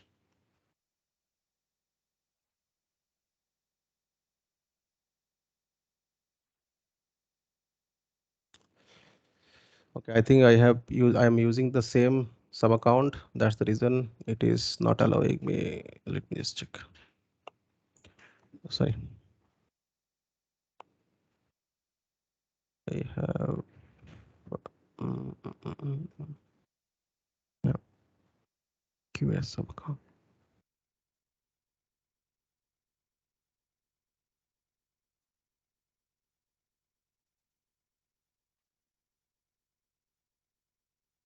Okay.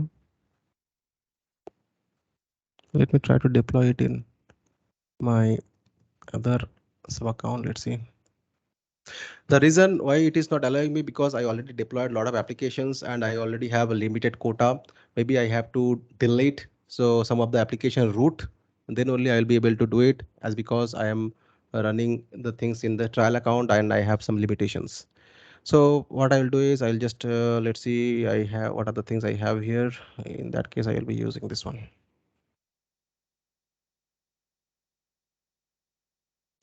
Otherwise, I have to clean all those things.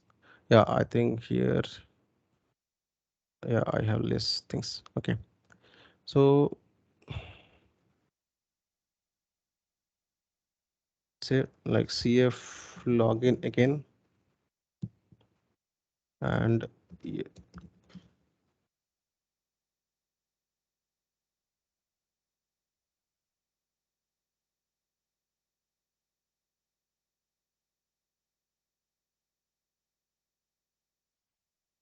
to a 0345 to a 0345 trial. Look at the first and space. I have dev2 innovation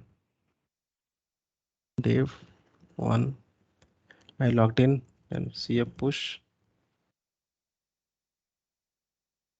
Yeah, it is not working. But it will fail. I'll tell you why. So in this sessions, different sessions, I'll be intentionally putting different kind of bugs so that you will understand how to troubleshoot the things as well.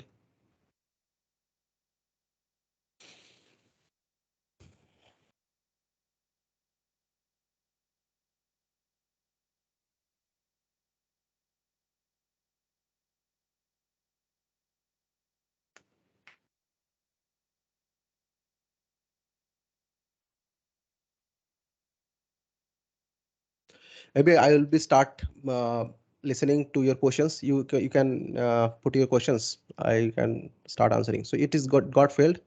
In between, I am just giving you how and why it got failed.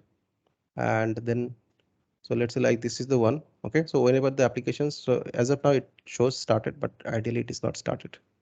You'll see error. Okay, so inside the application you can just go to the logs.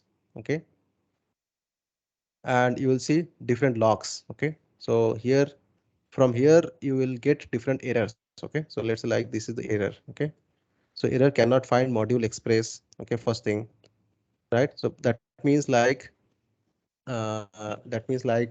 I have used. Okay, so what I have done is like I have used this Node.js module here, and I do not put it here in the package.json. Package.json is something like whenever you will be deploying, it will first look into this manifest file to deploy main purpose, and it will look into the package.json to check whether you already put those dependencies libraries here itself or not, package.json. So how to do that, how to put that? So npm install express.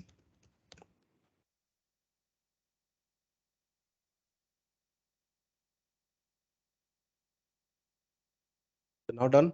Now you can see node on dependencies appearing here, the express, and this is the latest version.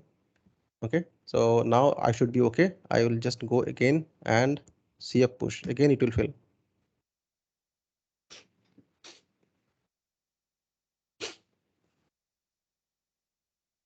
I'm repeating. If you have any questions, please ask. If you have got exhausted, don't worry. Yeah, sorry. Partha, one question first of all. So, I mean, so today evening, let's say we go through this. I mean, is there any place where we can load our questions or something like that? Because I mean, not all questions will come to our mind right now, right? So I was just Exactly. asking, is it? Valid question. So, but I guess you already joined the WhatsApp group. Right, we did. No? We did. Yep. So put your question there. Okay. And one more thing. So I see there are a lot of confusion about the route parting, app router and this thing. So at the beginning of the Node.js program, when you mentioned route, so is it the same thing? No, it is not the same thing. So route means here I am mean to say whenever you have any kind of APIs at the end, what are the entities that you wanted to access? It is kind of a like entity. Oh, okay, got it.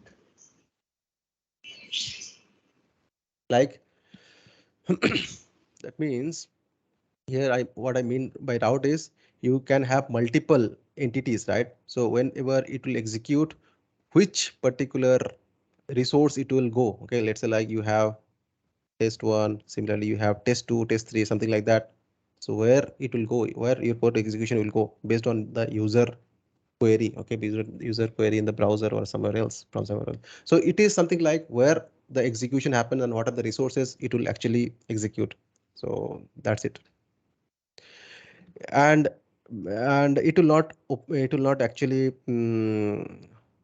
work because I intentionally put some kind of thing. It will not actually open. It will not actually start it. Okay, and see, the thing is, whenever any application gets deployed, so you can see droplet, you can see container, you can see different things, staging and all those things, and the application ID, the cell. Okay, so all those things whichever we have learned so far or all will come here. Okay, so if you understand this thing, whenever you will be facing a major problem, if you understand this thing, you can easily identify where exactly I am having issue. Okay, so you can easily identify, you can solve your issues very quickly. So that is the main purpose, to understand these things. But as I said, it is not at the first day you have to understand all these things. Gradually we will understand. Okay, so it will actually fail, and the reason for this failure is failed to make TCP connection refused. Okay, if you remember, I was just and let me go back to my PPT. I remove this one. Whenever you are running the code locally, you can mention 5000. But if you are running the code, in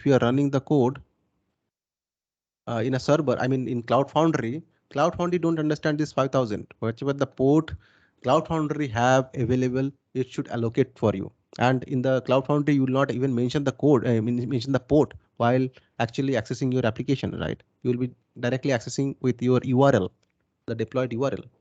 So those port will come from your VCAP service from your environments for Cloud Foundry. So this is the reason I'm just putting a OR condition. First check this and then this. Okay, now I'm just putting it now and deploying it once again. So it got failed already. I'm just deploying it again. CF push. Yep. The question in the chat, like how compatible BTP is with ECC? BTP with ACC. There is no relation, although, okay, but good question.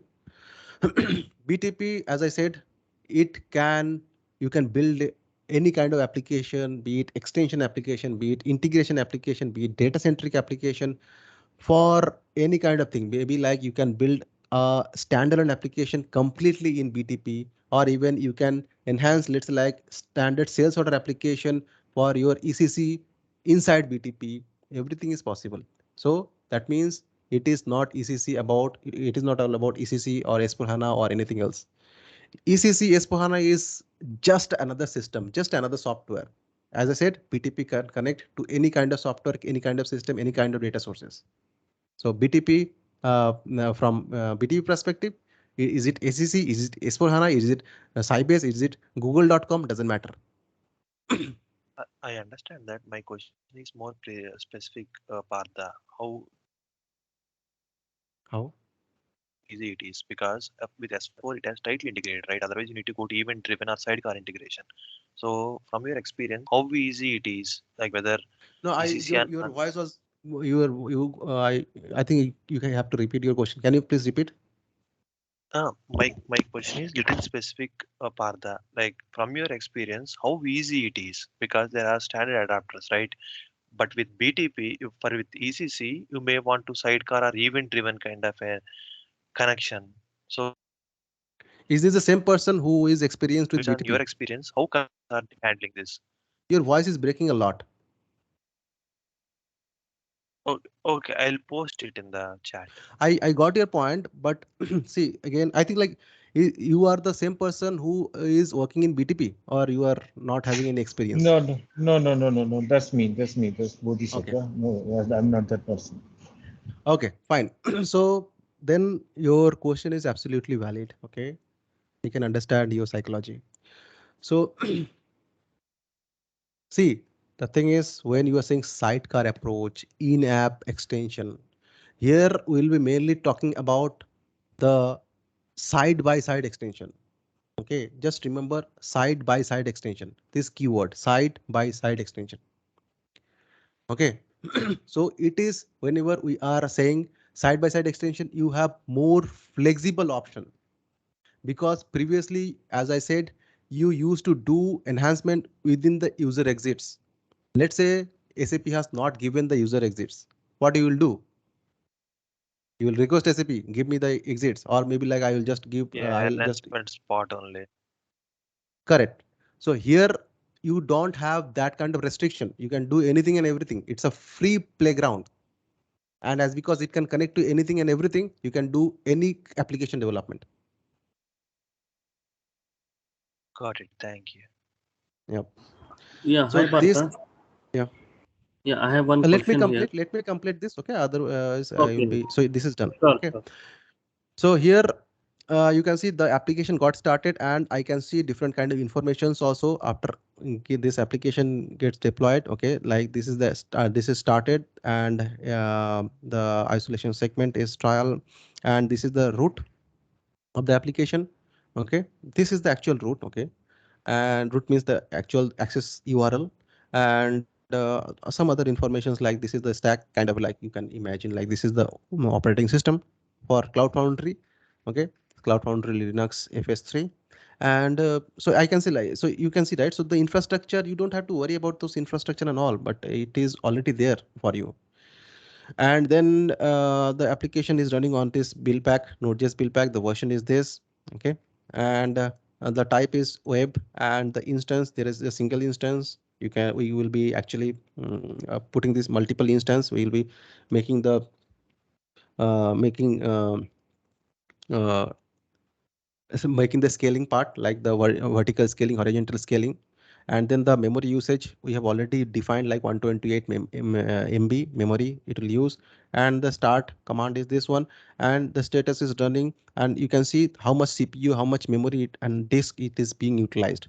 The 0.4% CPU out of our allocated space CPU, and memory 20 MB of 128 MB, like, so we have allocated 128 in total, but as of now it is just utilizing 120 MB. So if more and more user will be actually using this service, using this application, it will grow. And let's say like now just go back to my application and go to this overview. Now everything will be done. So it is in started state as well. And you can click on this URL and you can access it. So you can see as of now it is nothing. So whenever I'll put, I think it is test one or what? Sorry, test, right? So hello undefined. If I'll put test, something like that, test. Okay, test one. Question mark, test one equal to G. So now you are not specifying any port. All those things are automatically happen. So we are moving away from the infrastructure part, how it runs and all those things. We are mainly focused on the business part. We are more focused on the logic part. Although this is not logic. This is hello world. Okay, now I will take your question. I think you understood this thing clearly. If you have a doubt, you can ask me later point of time as well. But let me quickly take few of the questions, and rest of the things I will be taking offline. Yeah, hi Partha. Yep. Yeah, so like as we are going through this training, like this language is like Node.js, right? So Correct. Node.js is only used for communicating the commands of Cloud Foundry, or like how beneficial it is in context with SAP ABAP developers? Because I am a developer, and from that point of view, I'm asking this question. Absolutely valid question. And whenever you are asking any question, please put your name at the first, okay? So that I can identify. Sure, Naveen. Naveen, yeah. So Naveen, here, as you have seen, right? So in future, whichever the logics that we'll be developing, we'll be putting inside like this. But this is not a complete overview. I'm just giving you the answer with respect of the application, whichever I am building now. So let's say like I wanted to calculate something like let's say like 1 plus 1 equal to 2. Okay, with two variable, you can put it here. So declare two variable, then put like 1 plus 1 equal to third variable, and then you can print send it to the output. That's it. So similarly, you can actually query, like you can join multiple tables here itself, and you can have final table, final internal table, and you can even call some other things. So gradually you will learn a lot of things. I think like uh, as I said, it is the training content is well thought through from your perspective only, from ABAPer perspective. So everything, each and everything will be covered one by one, so you don't have to worry. So I think like if you trust me, okay, uh, believe me, just go whatever I am delivering one by one day. What will come, what will happen this, what will happen that, okay, those things are already covered. Don't worry. And whichever the doubt you have, whichever the content I'm delivering currently, if you have any doubt, you can put me, I will answer. Yeah, currently, like from like a web developer perspective, like I'm getting a bit because since it's a new language for us. So as of now, in the beginning, it might sound strange, but slowly and gradually, we'll come to know. Like you can get used to with this language. Correct. Even you don't have to worry. As I was mentioning, you don't have to worry about this language, as because we'll be using framework. Framework means already well thought through tools, well thought through packages, libraries, and different kind of mechanism, standard mechanism. Even you don't have to write all this code as well in future. Future in the sense like in some sessions, in next sessions. Okay, so everything will be looking easy. So as of now, maybe like if this hello world program itself, it looks complex to you, I will say it is valid, because going forward it will be more easier. So basically, the main idea of showing this Hello World example was like in as an overview from business point of view. What is the main focus like for showing this example, like from Yeah, so to behind the interact scene, with so the Cloud whenever Foundry we'll or be, what like? yeah, Cloud Foundry, as because we'll be using CAPM framework, and CAPM framework supports, as of now, CAPM framework supports Node.js and Java. Okay, Node.js and Java Oh, will be mainly focusing on Node.js. So the baseline programming is Node.js. So, but on top of that, what SAP has done is, to make it simple, on top of Node.js, SAP make it more and more uh, developer friendly framework, so that developer don't have to more and more focus on learn new things. Okay, so maybe like little bit of command, little bit of things, or there are tools, and you are done. Okay, so you don't have to worry about a whole lot of things. That's what my message is. yeah. So like Node.js will be taught in this course, right? A bit. Correct. So you will be gradually learning the CAPM and Node.js. Got it. Thank you, sir. Yeah. One more last question, and then we will be done. Hi, Partha, Ritesh here. So I have around 9 years of web experience, and I want to know what are the career paths involved in BTP, and do we have any certifications to that, and how we need to, I mean, will this training be sufficient to target those certification, or do we need to acquire more skill set for that?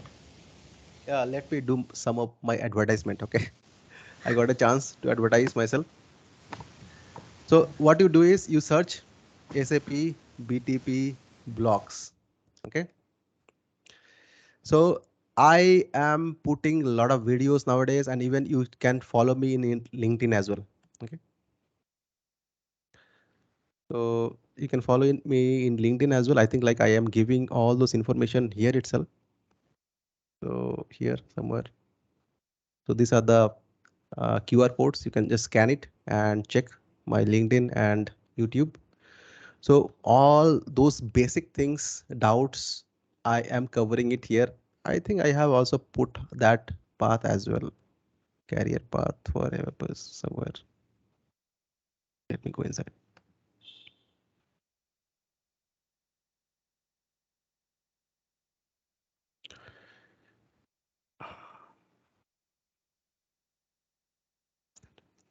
Yeah, career for developers. Can see.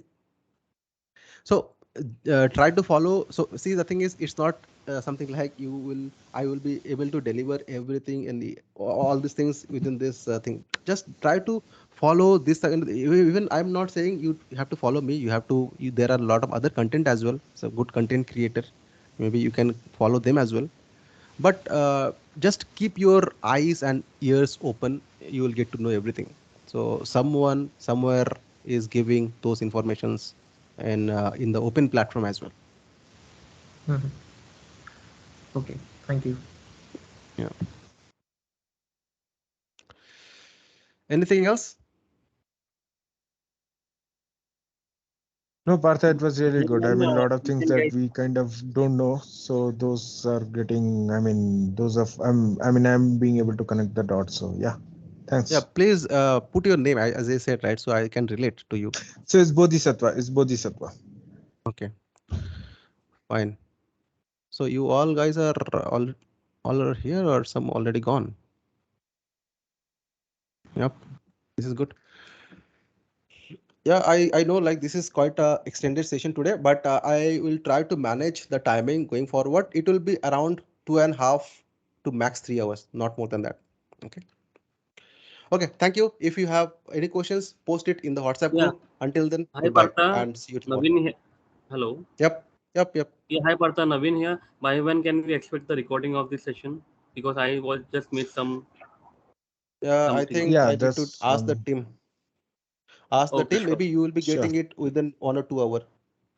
Okay, thank you, Partha. Thanks, Partha. That would be really helpful. Bye Yeah. bye. Thanks, man. Thanks a lot for joining. See you tomorrow. Goodbye. Thank Thank you. you. Thank you. Bye.